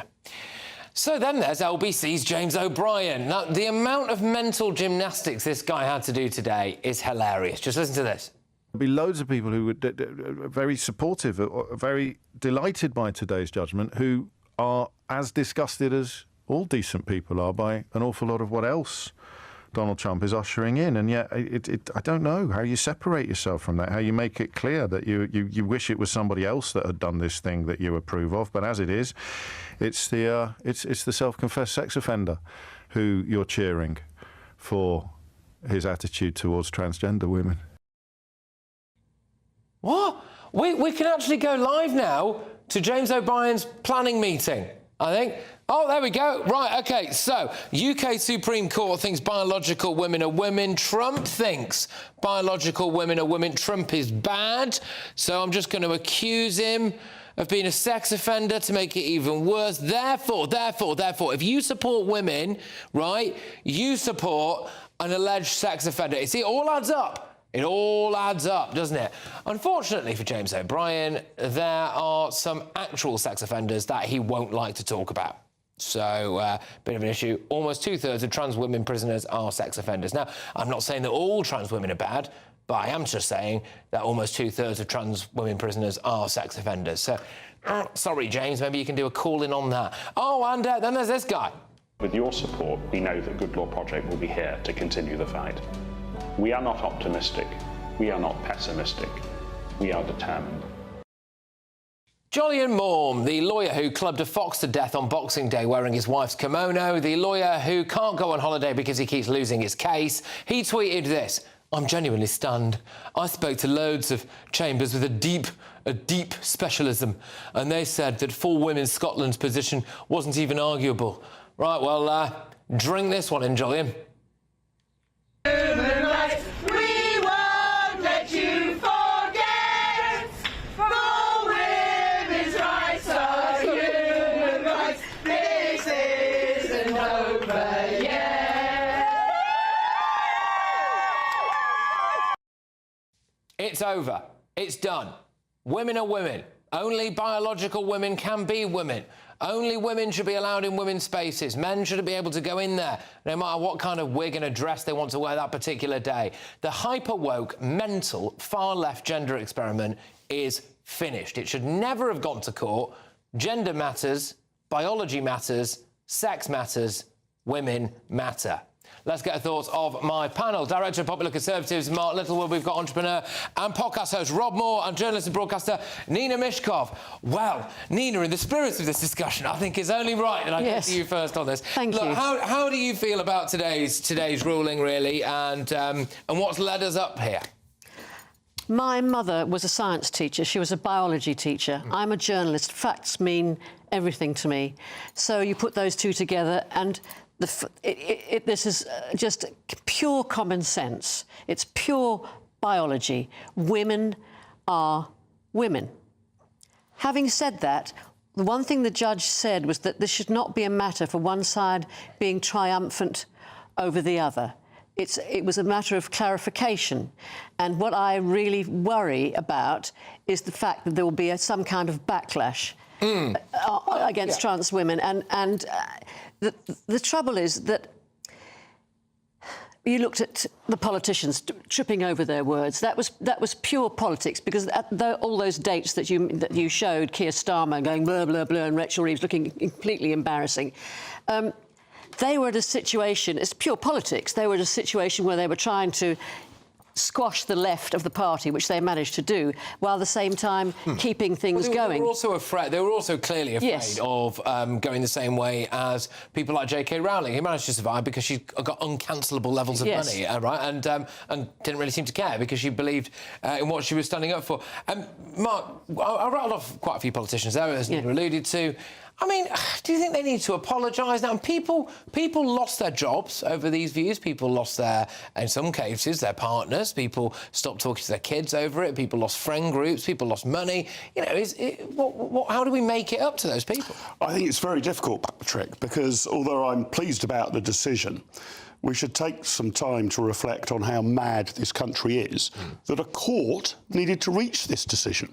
I mean, what next? The Supreme Court's going to say Galileo was right, the world is actually spherical, it's not flat, and then politicians will have to go along with it. Newton's law of gravity is true. Is that we're going to rely on a court to say this sort of stuff? So the politicians, in some ways, are not bound by this. If you're determined to believe that the world is flat, or that trans women are women rather than men, you can keep believing that. It is crazy it's taken a court to decide this.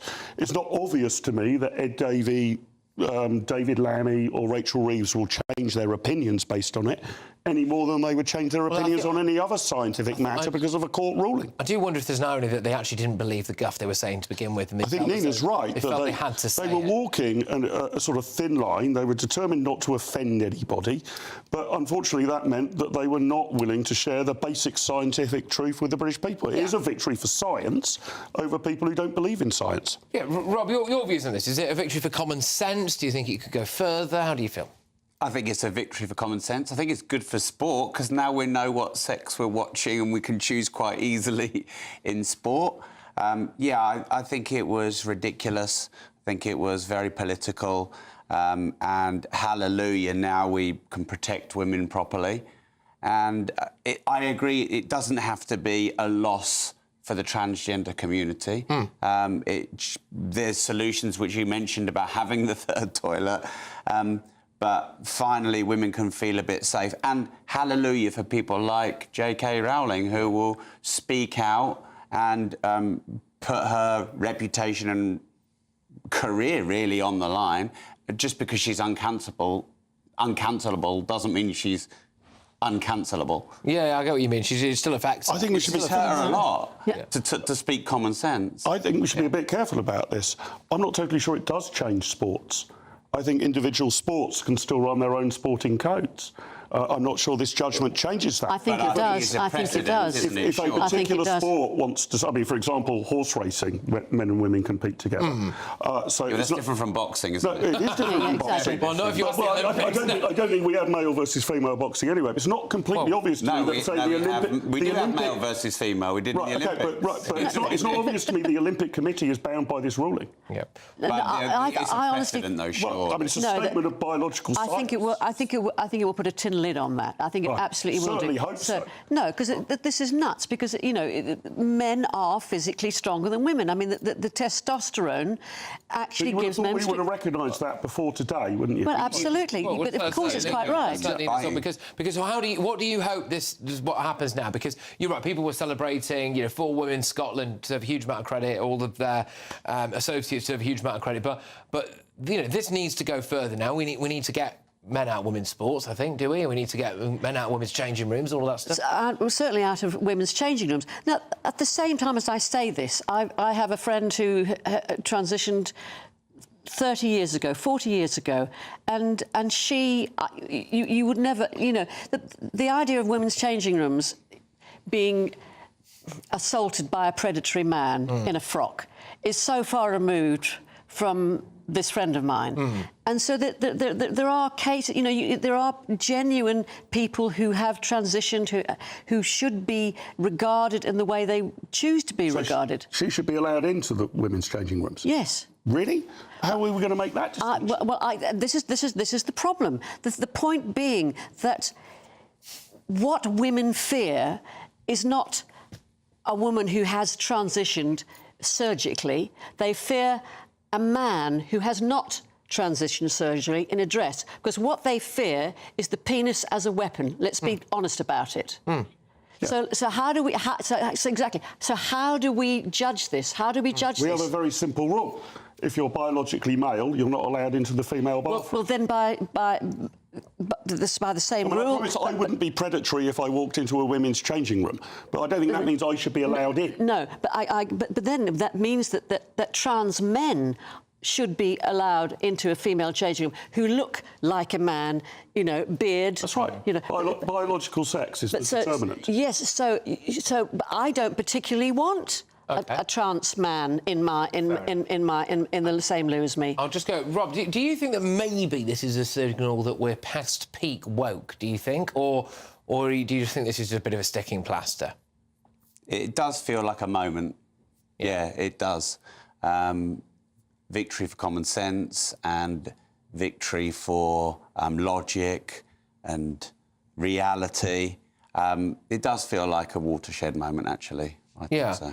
Can I ask you guys, do you object to men transitioning at all? That's not even the question. No, that's the question I'm asking. No. So are they allowed to exist as human beings and to go about their lives? Nobody's doubting that. But then how do we cater for them? Because if we're talking about the simple thing about going into a ladies' loo, should there be 3 different loos?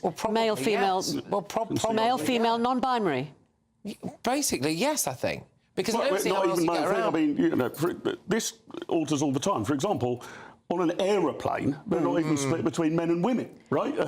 So I think that's up to the person providing them. You might have female and general, and anyone can walk into the general one.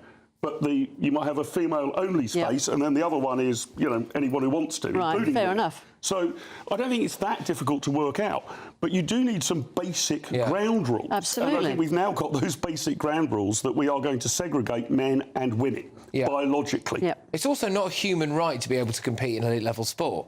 I would have loved to have been a footballer or a cricketer. I wasn't good enough, right? So I didn't have the right to then go on and compete at that level. If I had identified as a woman, 100%, I would have played at an incredibly high level in cricket in a woman's team, right? But it's not a human right to be able to do that. Like, so you can't just do it. So I think maybe some people need to think, all right, well, they might lose out on playing sport at the level that they want to play at, but if it's for the sake of women's safety and also for fairness, then I think that's something that you have to decide to do, really, I'm afraid. It's the way it is. But anyway, we'll have to wait and see what happens. There is something I think is going to loom large, probably in the coming weeks and months, which is that J.K. Rowling actually tweeted this, which is that loads of HR books are currently being pulped, right, because of this ruling. And I wonder if there's going to be a lot of retrospective payouts for people who were dismissed because of their, turf views or whatever. We'll have to wait and see on that. But a ton of litigation is going to come in. Yeah. A ton of litigation is going to happen after this ruling. Yeah, good. Well, good. It'd be nice to see it go that way for a change, wouldn't it? But, right, we'll see you again in about 10 minutes' time. Thank you very much. It's time now for the Great British Giveaway, and it is the biggest prize to date.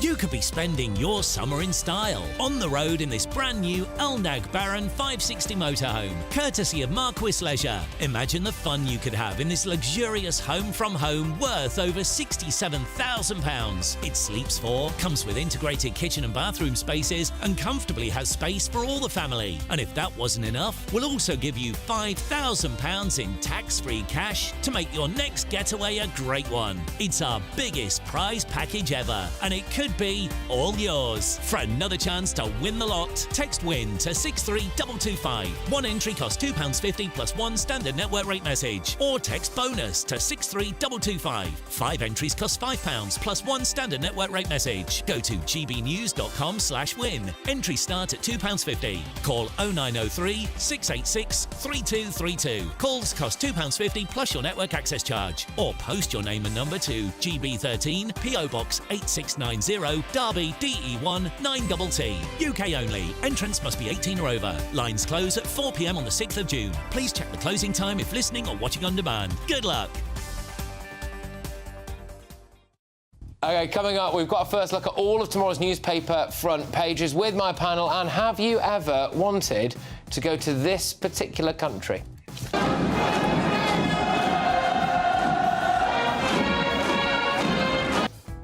Well, we're going to be joined by a bloke who signed up to run a marathon in North Korea, did it, and lives to tell the tale. But first, the government is in talks currently with French officials over a possible migrant returns deal. But it's not what you'd be expecting. It's tantamount to 1 in, 1 out, and it could actually make things worse. Stay tuned.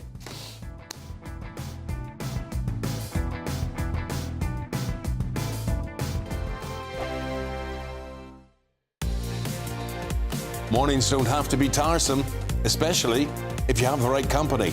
Wake up to news as it happens, opinion and debate, and of course, a little bit of entertainment too. Because when the kettle's on, we're on. That's Breakfast on GB News, a show worth waking up for. Every morning from 6 a.m. Only on the People's Channel, Britain's news channel. We'll spread the news, you spread the word. Hi, I'm Michelle Dewberry, and my show is your opportunity to cut through all the noise and dive in headfirst to some robust debates. Ideas clash. Situation, Because the failure is... You're deliberately avoiding my point. Nothing's held back. And if you think this is the end of it, wait for more. And we do not shy away from the difficult stuff. Sometimes I want to shake people and say, if only you understood. So join me on Dubes & Co. weeknights at 6 p.m, only on GB News, Britain's news channel. Martin Daubney, weekdays from 3 p.m. Victims of an absolutely horrific and heartbreaking crime. Exactly 1 month ago, their home was broken into by machete-wielding thugs. Well, RAF officer Jason Shutt and his partner Sashi had £20,000 of cash and valuables taken from their property in Ruislip, West London, while Sashi was being held at Machete Point. Now, the armed gang also stole their beloved pug dog, Ozzy. You can see now on your screens. And the family said they aren't focused on getting the money, the jewellery or the watches back. They just want Ozzy back. I followed myself through into the dining room area when I heard footsteps coming down the stairs. And at this point, they told me not to move. They had a machete around my neck, turned me and put me up against the bottom banisters. And while this was carrying on, the machete was still around my neck.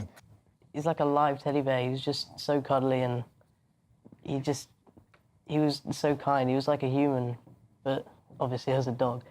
He was just amazing, and yeah. We can see that dog on the screens there now, and the dog is now missing, and you obviously dearly would love to get Ozzy back. What can people do to help? Is there any distinctive marks, anything that may help the public out there to assist you in this noble search? Yeah, well, he's got a scar on his back leg. Obviously, he'll reply to his name, Ozzy. You can see on screen there, if you're watching at home, there is that distinctive mark. It looks like the back rear leg. Yeah, so the back right flank leg there, got that scar, beautiful pug. And I believe the local community have chipped in, they're trying their best to help you as well. All over social media. They've been great. GB News. The royal family is an enduring symbol of tradition, unity and pride for Britain. At GB News, we celebrate what makes this country great. In our new royal newsletter series, you can join me, Cameron Walker, for Inside the Palace, an exclusive look every week that takes you beyond the gates and brings you the very latest from those at the heart of the monarchy. Never miss a royal moment again. Sign up now. Go to gbnews.com/royal newsletter and get the latest straight to your inbox.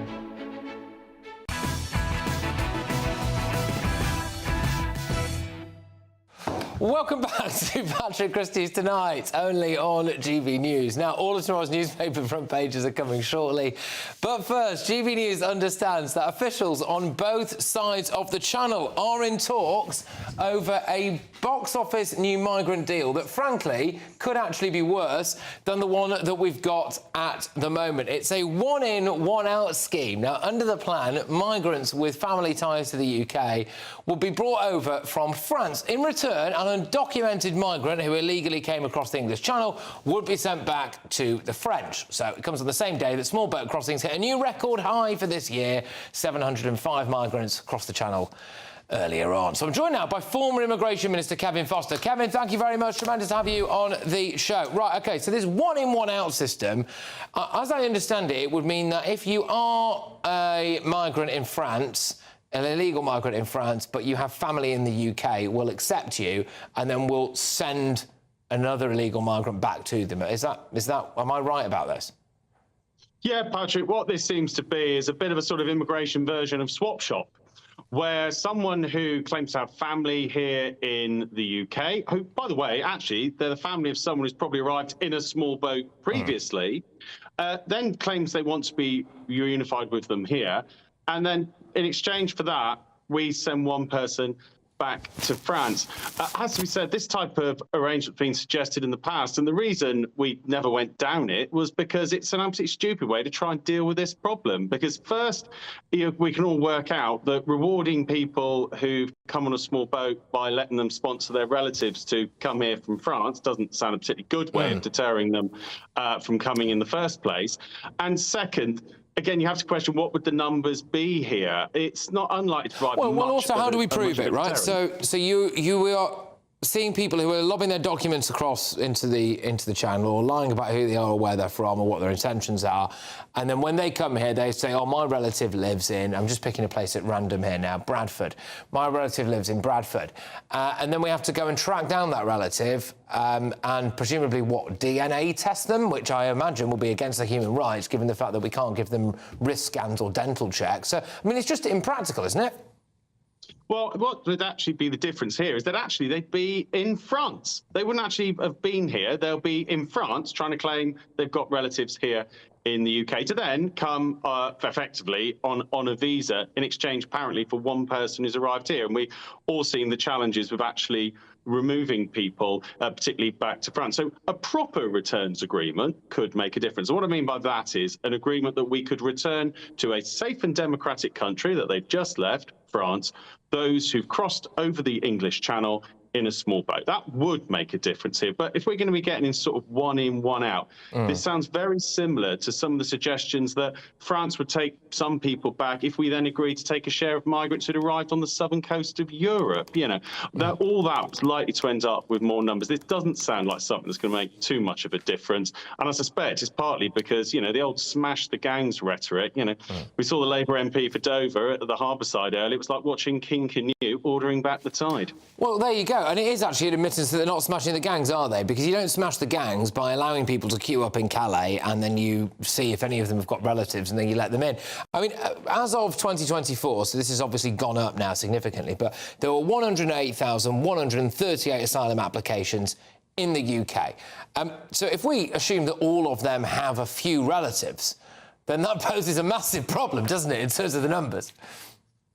Yeah, absolutely. And OK, you could argue that there's 9,000 people who've arrived this year. What, could we like swap 9,000 of them for 9,000 relatives? That doesn't seem likely at all. And, you know, that we could, for example, work with France. For example, if we sent someone back to France, then work with them on deporting them out of France if they refuse to claim asylum there. Those sorts of deals could work and could make sense. But this just sounds like a sort of swap shop arrangement. It doesn't sound like something's going to turn people, because at the core of this, remember, it'll be rewarding people who have already come here irregularly in a small boat by allowing their relatives to then come and join them. That is in a formalised agreement who are illegally in France. By the way, a country they could claim asylum in tomorrow morning if they wish to. And the way that we've seen the Labour Party manage to negotiate with Mauritius, I wouldn't be surprised if somehow this deal turned into us not only accepting all of these people, but also accepting everyone in France as well. But anyway, there we go. Thank you very, very much for your time this evening. It's always a pleasure. It's Kevin Foster there, who's a former immigration minister. Now, I know that people from the Labour Party will be looking at this and saying, well, we're in this mess because what happened under the Tories, and they didn't decide to do any of these deals, did this, and maybe at least it's something. But I'm not sure how you at home, well, I think I am sure, actually, how you at home will feel about it. Let us know. Coming up, the very first of tomorrow's newspaper front pages, and apparently we might be just weeks away from a US trade deal. But first, I am joined by the man who signed up for a marathon in North Korea. I forecast a perfect holiday in the sun. Weather looking good then? For sure, and no worries about our travel insurance. All Clear Travel Insurance sponsors GBNews Travel Destinations Forecast. If you're heading away for the Easter holidays, I'm afraid there's lots of unsettled weather across southern parts of Europe, central Mediterranean, as a result of Storm Hans, bringing in some heavy rain and some strong winds. Largely dry across Madeira and Tenerife, particularly after all the flooding recently. But as we head our way towards Sardinia, northern parts of Italy, parts of Switzerland, some heavy rain here, possibly some thunderstorms and also some strong winds. They're a little drier and brighter across parts of Greece. And it looks brighter for all as we head towards Saturday, but temperatures remaining in the mid-teens to low 20s. All Clear Travel Insurance sponsors GBNews Travel Destinations Forecast. Hi, I'm Michelle Dewberry, and my show is your opportunity to cut through all the noise and dive in headfirst to some robust debates. Ideas clash. Situation, isn't it? Because the failure is... You're deliberately avoiding my point. Nothing's held back. And if you think this is the end of it, wait for more. And we do not shy away from the difficult stuff. Sometimes I want to shake people and say, if only you understood. So join me on Dewberry and Co weeknights at 6 p.m, only on GB News, Britain's news channel. Good Afternoon Britain isn't just about us. The wonderful thing about this programme is it's about everyone watching. It's an interactive programme. Well, there absolutely is something to see here, and we're going to be talking about it more. Whether it's breaking royal news, please bring us up to date. Or indeed a particularly punchy speech in the House of Commons. Very, very curious. We bring it to you live, and then we bring you live reaction as well. That's Good Afternoon Britain, weekdays from midday. Only on GB News, the People's Channel, Britain's news channel. Exciting news. Every Friday, my Christys Tonight show is going to have a twist to it. We're welcoming some special guests. You. That's right, on Fridays I'm going to be doing my show in front of a live studio audience, because this show is about you and what you have to say. It's going to be the same big debates, same big topics, same big opinions, but every Friday night at 9 p.m. you are invited to come on down to Christys Tonight to be a part of the action. Only on GB News, the People's Channel, Britain's news channel. Mornings don't have to be tiresome, especially if you have the right company. Wake up to news as it happens, opinion and debate, and of course, a little bit of entertainment too. Because when the kettle's on, we're on. That's Breakfast on GB News, a show worth waking up for. Every morning from 6 a.m. Only on the People's Channel, Britain's news channel. We'll spread the news, you spread the word.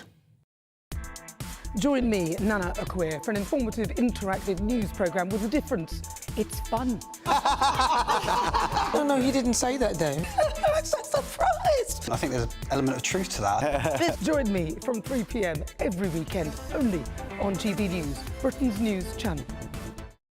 We're proud to be GB News, the People's Channel. And as you know, we always love to hear your views. Now, there's a new way of getting in touch with us at gbnews.com/yoursay. By commenting, you can be part of a live conversation and join our GB News community. You can even talk to me, Bev Turner, or any of the members of the GB News family. In the GB Newsroom, we bring you the news as it happens. With our team of dedicated journalists across the UK. We're ready to keep you up to date with what's happening every half an hour, every single day. Bulletins here on GB News. The People's Channel. Britain's news channel.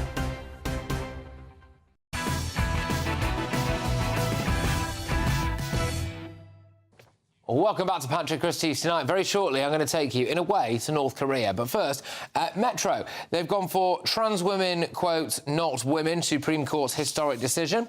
The I paper have gone for electric cars with Chinese parts banned from UK military sites amid spying fears. Who could have seen that coming? The Independent, huge blow for trans rights, as court says you are not women. The Guardian, legal definition of woman is based on biological sex. There we go. The Telegraph, there's a theme here, by the way. The Telegraph, trans women are not women. There is a story that we'll return to here, which is the bottom right of the Telegraph's front page. First hints of alien life found on Ocean World, 124 light years away. I'm looking forward to talking about that, actually, so I'm kind of obsessed with that kind of stuff. But we have got quite an interesting story for you now, because an adventurous Brit, Anthony McFarlane, had long dreamed of visiting North Korea for years.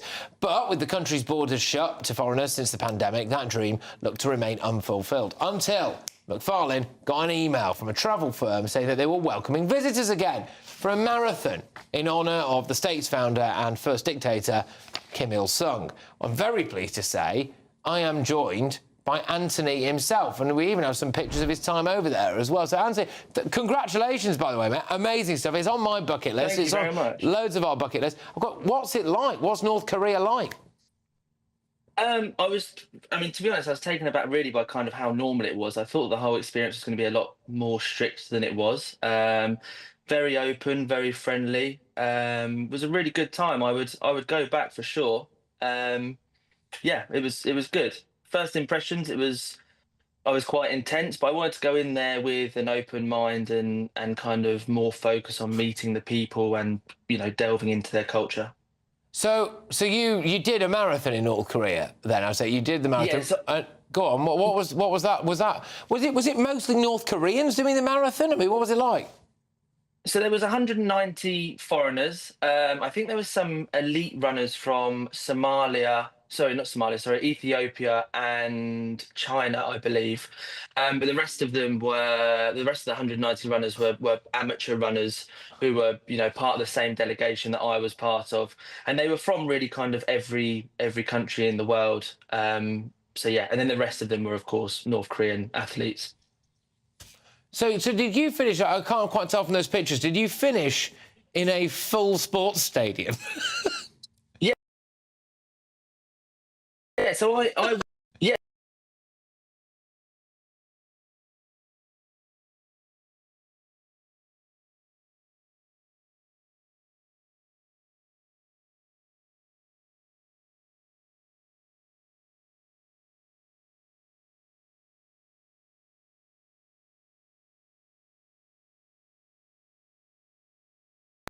Did you stay at a hotel as well? What was that like? Were the restaurants? I mean, what I kind of want to go and just see the show, because it all seems quite fake in a way for us, doesn't it?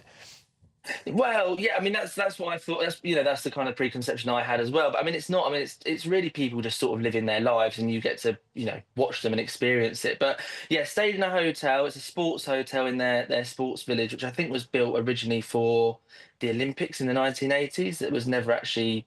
I don't think they ever hosted any events there in the end. But yeah, there's restaurants in the hotel, buffets and stuff like that. And then every day we kind of went out and ate at restaurants, different restaurants and buffets. We had pizza there, which was pretty random, but it was good.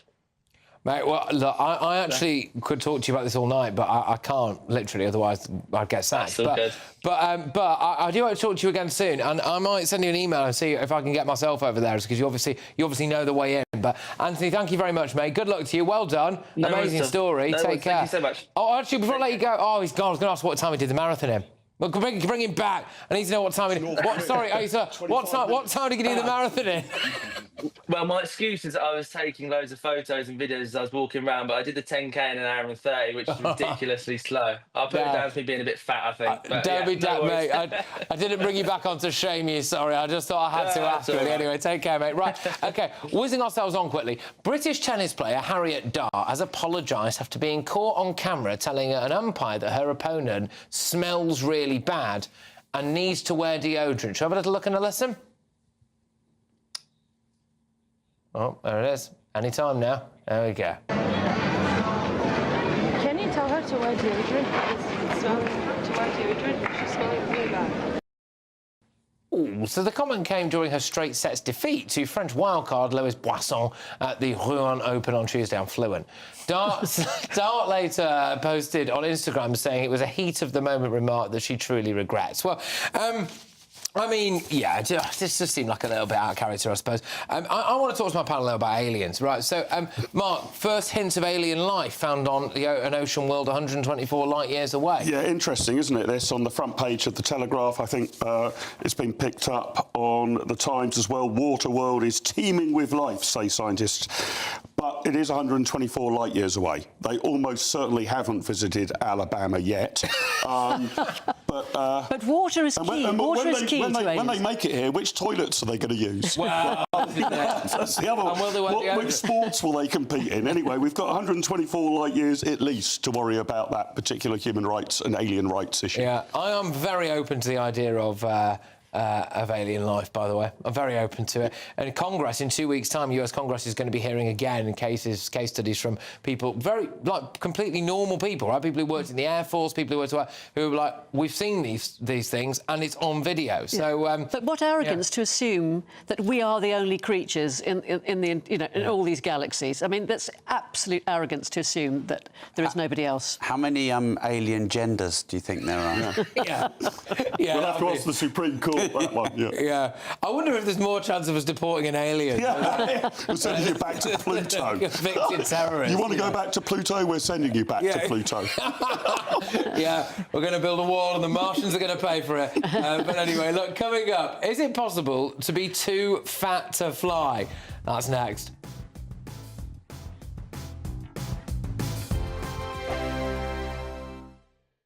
Hello there, good evening. Welcome to your GB News weather update from the Met Office. As we head into tomorrow, it's going to be a much brighter day for many, more in the way of sunshine, though we can't rule out some showers, but feeling warm where you do see those sunnier spells and lighter winds. And it's all thanks to this area of low pressure slowly shifting its way northwards, so eventually improving conditions into tomorrow. But we still hold on to this area of cloud and rain across Scotland and Northern Ireland for a time through most of the night. But any rain eventually easing across northern parts of England and Wales, leading to a much brighter start as we head through into tomorrow. And it should be largely dry across the southern half of the UK. Clear skies, which means it's going to be turning chilly, possibly even some mist and fog by the morning. And it should be largely dry, though just a few showers starting to skirt across the south as we head through into the morning. But it's really across Scotland where we hold on to the cloud and outbreaks of rain as we head through into Thursday. Still fairly breezy across the far north of Scotland, but across Northern Ireland it's going to be a much brighter start if you compare it to this morning, though can't rule out a few showers showers around coastal areas. And across the rest of England and Wales, it should be a largely clear and bright start, but still, once again, just a few showers clipping into southern coasts. Then through the course of the day, we'll see more and more of those showers bubble up across central and southern parts, but in between, plenty of sunny spells and light winds, so feeling warm and pleasant where you do see the sunshine. But across Scotland, still plenty of cloud around, some showery outbreaks too, and also some showers starting to bubble up later across Northern Ireland. Warm with highs of around 17 degrees in the south, but still a little bit cooler across Scotland and Northern Ireland. Now, for Good Friday, there'll be plenty of bright weather, mainly across eastern areas. We'll eventually see more and more cloud push into the west, once again with outbreaks of rain. This could be heavy at times, so do keep an eye out for further warnings. But as we head through Saturday and Sunday, brighter still, yes, with a chance of showers, but it should still feel pleasant where you do catch those sunnier spells for the bank holiday. That's it from me. Bye-bye.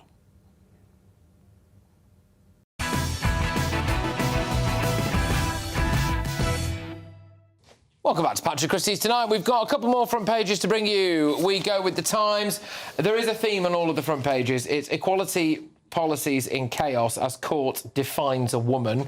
So there we go. We've got the Mail, I think. Yep. Historic victory for women and common sense as judges rule that women are defined by having biological sex. Yeah, we have covered that extensively on this show. We've covered it extensively on the channel throughout the course of the day. Now, I've got a couple of things that I want to show you here. The first clip is it's just a bit of a bonkers one, really. It's a woman in Egypt who took matters into her own hands when she happened to come across a man who was whipping a donkey.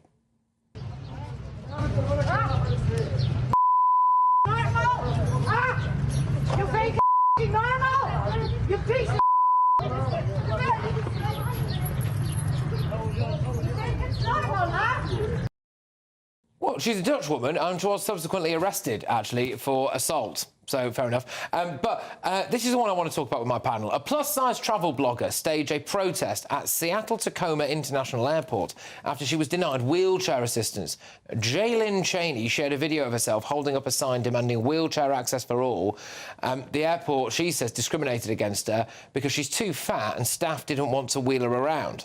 Right, but we were thinking, you know, should she not be made to pay for at least 2 seats or I don't know, have a lower luggage allowance or something? Yeah, I mean, it is discrimination, right, in the sense that if you are very heavy, you are a bigger problem for an aeroplane than if you're very light. So every time I check in, I guess I'm slightly overweight, but not enormously overweight, about average. But my luggage gets weighed. If I'm a kilogram over, they charge me an extra 50 quid. Yeah. So I just wonder whether we should take the passenger and their luggage together and work out how much you're over the excess. Yeah. Also, part of me does wonder whether or not a little bit of fat shaming is OK. Like, my weight fluctuates quite a lot. At times, I've been a porky pudding. And actually, one of the things that has made me lose weight occasionally is when I see people looking at me with visible disgust. And I think, oh, it's gone too far. That's not the weight, Patrick. Thanks. Yeah, but I don't know. I mean, is it really that bad? I used to be the fattest kid in my year at school 3 years in a row, and it wasn't all the people that were nice to me and don't worry, you're big boned and we like you anyway that got me to lose my weight. It was all the people that pointed fingers at me and shamed me. So yeah, shame can be a good thing for losing weight. Well, you've done very well for yourself, to be fair, mate. So, you know. I'm still hurt from all those years ago. I used to be 13.5 stone. Whoa. I was 13.5 stone, and I'm 5'2". So no, I was that, and I was that weight and size on television, and even that didn't make me do it. It wasn't until I was 40 that I managed to lose the weight. I'm sure you always look great, by the way. Oh well, that's very kind of you. But no, I didn't. I looked like a great big pink blob. Oh, OK. Yeah, thank you. Well, yeah. Well, that's something thank you, Patrick, you did try. Yeah. No, but this thing's a bit about fat shaming. You know, we're not supposed to fat shame. But in fact, and Britain has got fatter and fatter and fatter. Yeah. Which is so... 40% obese, I think. Yeah, it's... Yeah. Well, of course... the entitlement of this woman, it wasn't that she was complaining that staff were pointing at her saying you're overweight. She expected everybody to leap to her aid at their expense, not hers. Yeah. Expected to wheel her around. Yeah, you've got to be joking. Right, I've eaten myself into this state. Now wheel me around the airport. It's not on. And I do think if she doesn't fit into one seat, she should pay for 2 if she has to fit into 2 seats. I think that's fair enough. It's absolutely fair. Take up 2 seats because I'm sure she's a lovely person, by the way. I'm not sure. I don't know. She might be a lovely person, but you know, I think if you are spilling over onto the seat next to you, then you should probably have to pay for 2 seats. But anyway, you know, there we go. That's some stuff about a rather chubby lady who's, you know, kicking off at an airport, really. We do have headliners, of course, up next, though, don't we? And I believe, if my autocue is correct, that it's presented tonight by Steve N. Allen. Oh, it is, indeed. There we go. Steve, what are you going to be talking to? I mean, it does seem like the front pages, at least, are all... There's a theme, isn't there? Is there? Oh, we better take a look at that then. No, you're right. Yeah, of course. We're going to look at this. All of the newspapers are doing like a trans special, answering the question, what is a woman? The Daily Star has a special feature on page 3. They do every day. That's probably not actually special pertaining to this story. We're also going to be talking about, is there proof of intelligent life on other planets? That's genuinely on some front pages. We haven't found any down here, so we might find some elsewhere. And the Met Police are doing an Easter egg hunt. Great. I mean, the worrying thing is how many of them will probably get away. They're all of the stories and more that we'll be looking at on Headliners on the way next. Yeah, well, make sure that you keep it GB News for the next hour at least. Stephen Allen and the gang will be taking to all of the front pages. We've just got a couple of minutes left, so I think I'm just going to return to one of the front pages, if that's OK with you guys. And, Mark, the front of the Times, they've also got a kind of slightly unusual story here. So they've got underage sex need not be reported in Romeo and Juliet exemption, which I had a quick look at this. This seems to me sensible.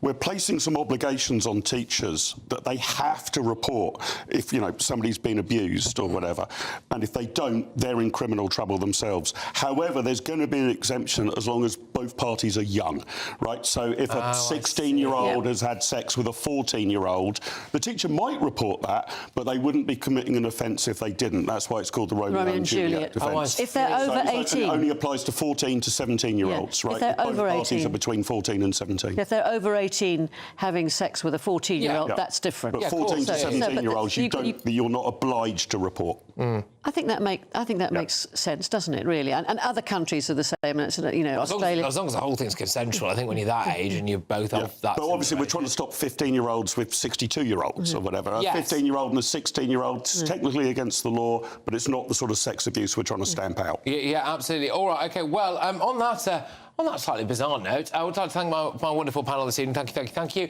And I've just about got time to remind you that on Friday night, that's what I was going to say, on Friday night, you can be in this very studio for my live Friday night studio audience. All you have to go to is sro.com. Then when you're on that website, have a look for GB News. You'll see my ugly mug pop up. You can click a link and you can get yourself in the studio on a Friday night. I look forward to seeing as many of you as possible there. Thank you very much for everybody who's been watching and listening. I'll be back tomorrow at 9 p.m. Make sure you keep it GB News for the next hour at least, because the headliners, they're up next to take you through all of the front pages and some of the fun stuff from inside the books as well. See you in a bit.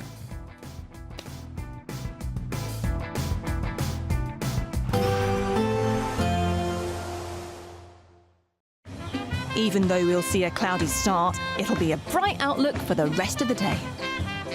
Boxed Solar, sponsors of weather on GB News. Hello there, good evening. Welcome to your GB News weather update from the Met Office.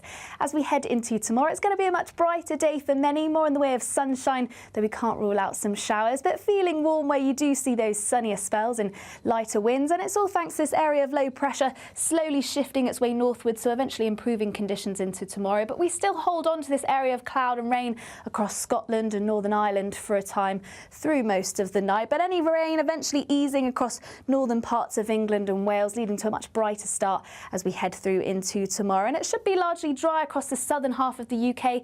Clear skies, which means it's going to be turning chilly, possibly even some mist and fog by the morning. And it should be largely dry, though just a few showers starting to skirt across the south as we head through into the morning. But it's really across Scotland where we hold on to the cloud and outbreaks of rain as we head through into Thursday. Still fairly breezy across the far north of Scotland, but across Northern Ireland it's going to be a much brighter start if you compare it to this morning, though can't rule out a few showers around coastal areas.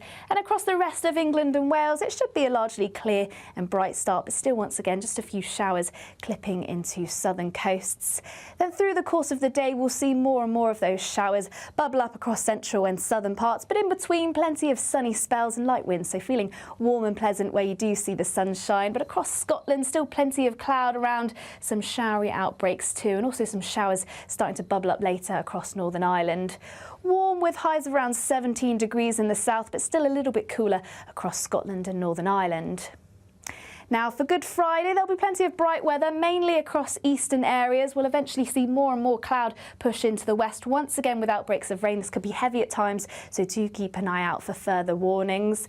But as we head through Saturday and Sunday, brighter still, yes, with a chance of showers, but it should still feel pleasant where you do catch those sunnier spells for the bank holiday. That's it from me. Bye-bye. Even though we'll see a cloudy start, it'll be a bright outlook for the rest of the day. Boxed Solar, sponsors of weather on GB News. Courtesy of Marquis Leisure, you could be driving away with this brand new Elnag Baron 560 motorhome. It comfortably sleeps 4, comes with sky roof, integrated kitchen and bathroom, and is worth over £67,000. And that's not all, as we'll also give you a further £5,000 in tax-free cash to make sure that wherever this motorhome takes you, it takes you there in style. For another chance to win the lot, text WIN to 63225. One entry costs £2.50 plus one standard network rate message, or text BONUS to 63225. 5 entries cost £5 plus one standard network rate message. Go to gbnews.com/win. Entries start at £2.50. Call 0903 686 3232. Calls cost £2.50 plus your network access charge. Or post your name and number to GB13 PO Box 8690 Derby DE1 9TT. UK only. Entrance must be 18 or over. Lines close at 4 p.m. on the 6th of June. Please check the closing time if listening or watching on demand. Good luck. Dewbs & Co. Weekdays from 6 p.m. This is the sport of fencing. A female competitor who has been asked to fence a trans competitor takes the knee and shows her opponent some respect, but says the following: "I'm sorry, I cannot do this. I am a woman, and this is a man, and this is a woman's tournament, and I will not fence this individual." The female athlete was then shown the black card and was disqualified. The fencing authority, they're saying that they've got a transgender and non-binary athlete policy. It was designed to expand across to the sport of fencing to create inclusive and safe spaces. They say that it's based on the principle that everyone should have the ability to participate in sports, and ultimately they will always err on the side of inclusion. Kelvin McKenzie, I was so proud of that girl because she's going to get a monumental backlash now, believe you me. I've never understood why more female athletes have not turned around and said, with respect, you know, with dignity, I respect you as a person, but as a sporting competitor, this is not fair, and therefore I shall not partake. Yes. Well, she's brave, and she's also brave because the trans lobby is enormously powerful and vile. The thing I couldn't understand about it is why the fencing authorities who run that sport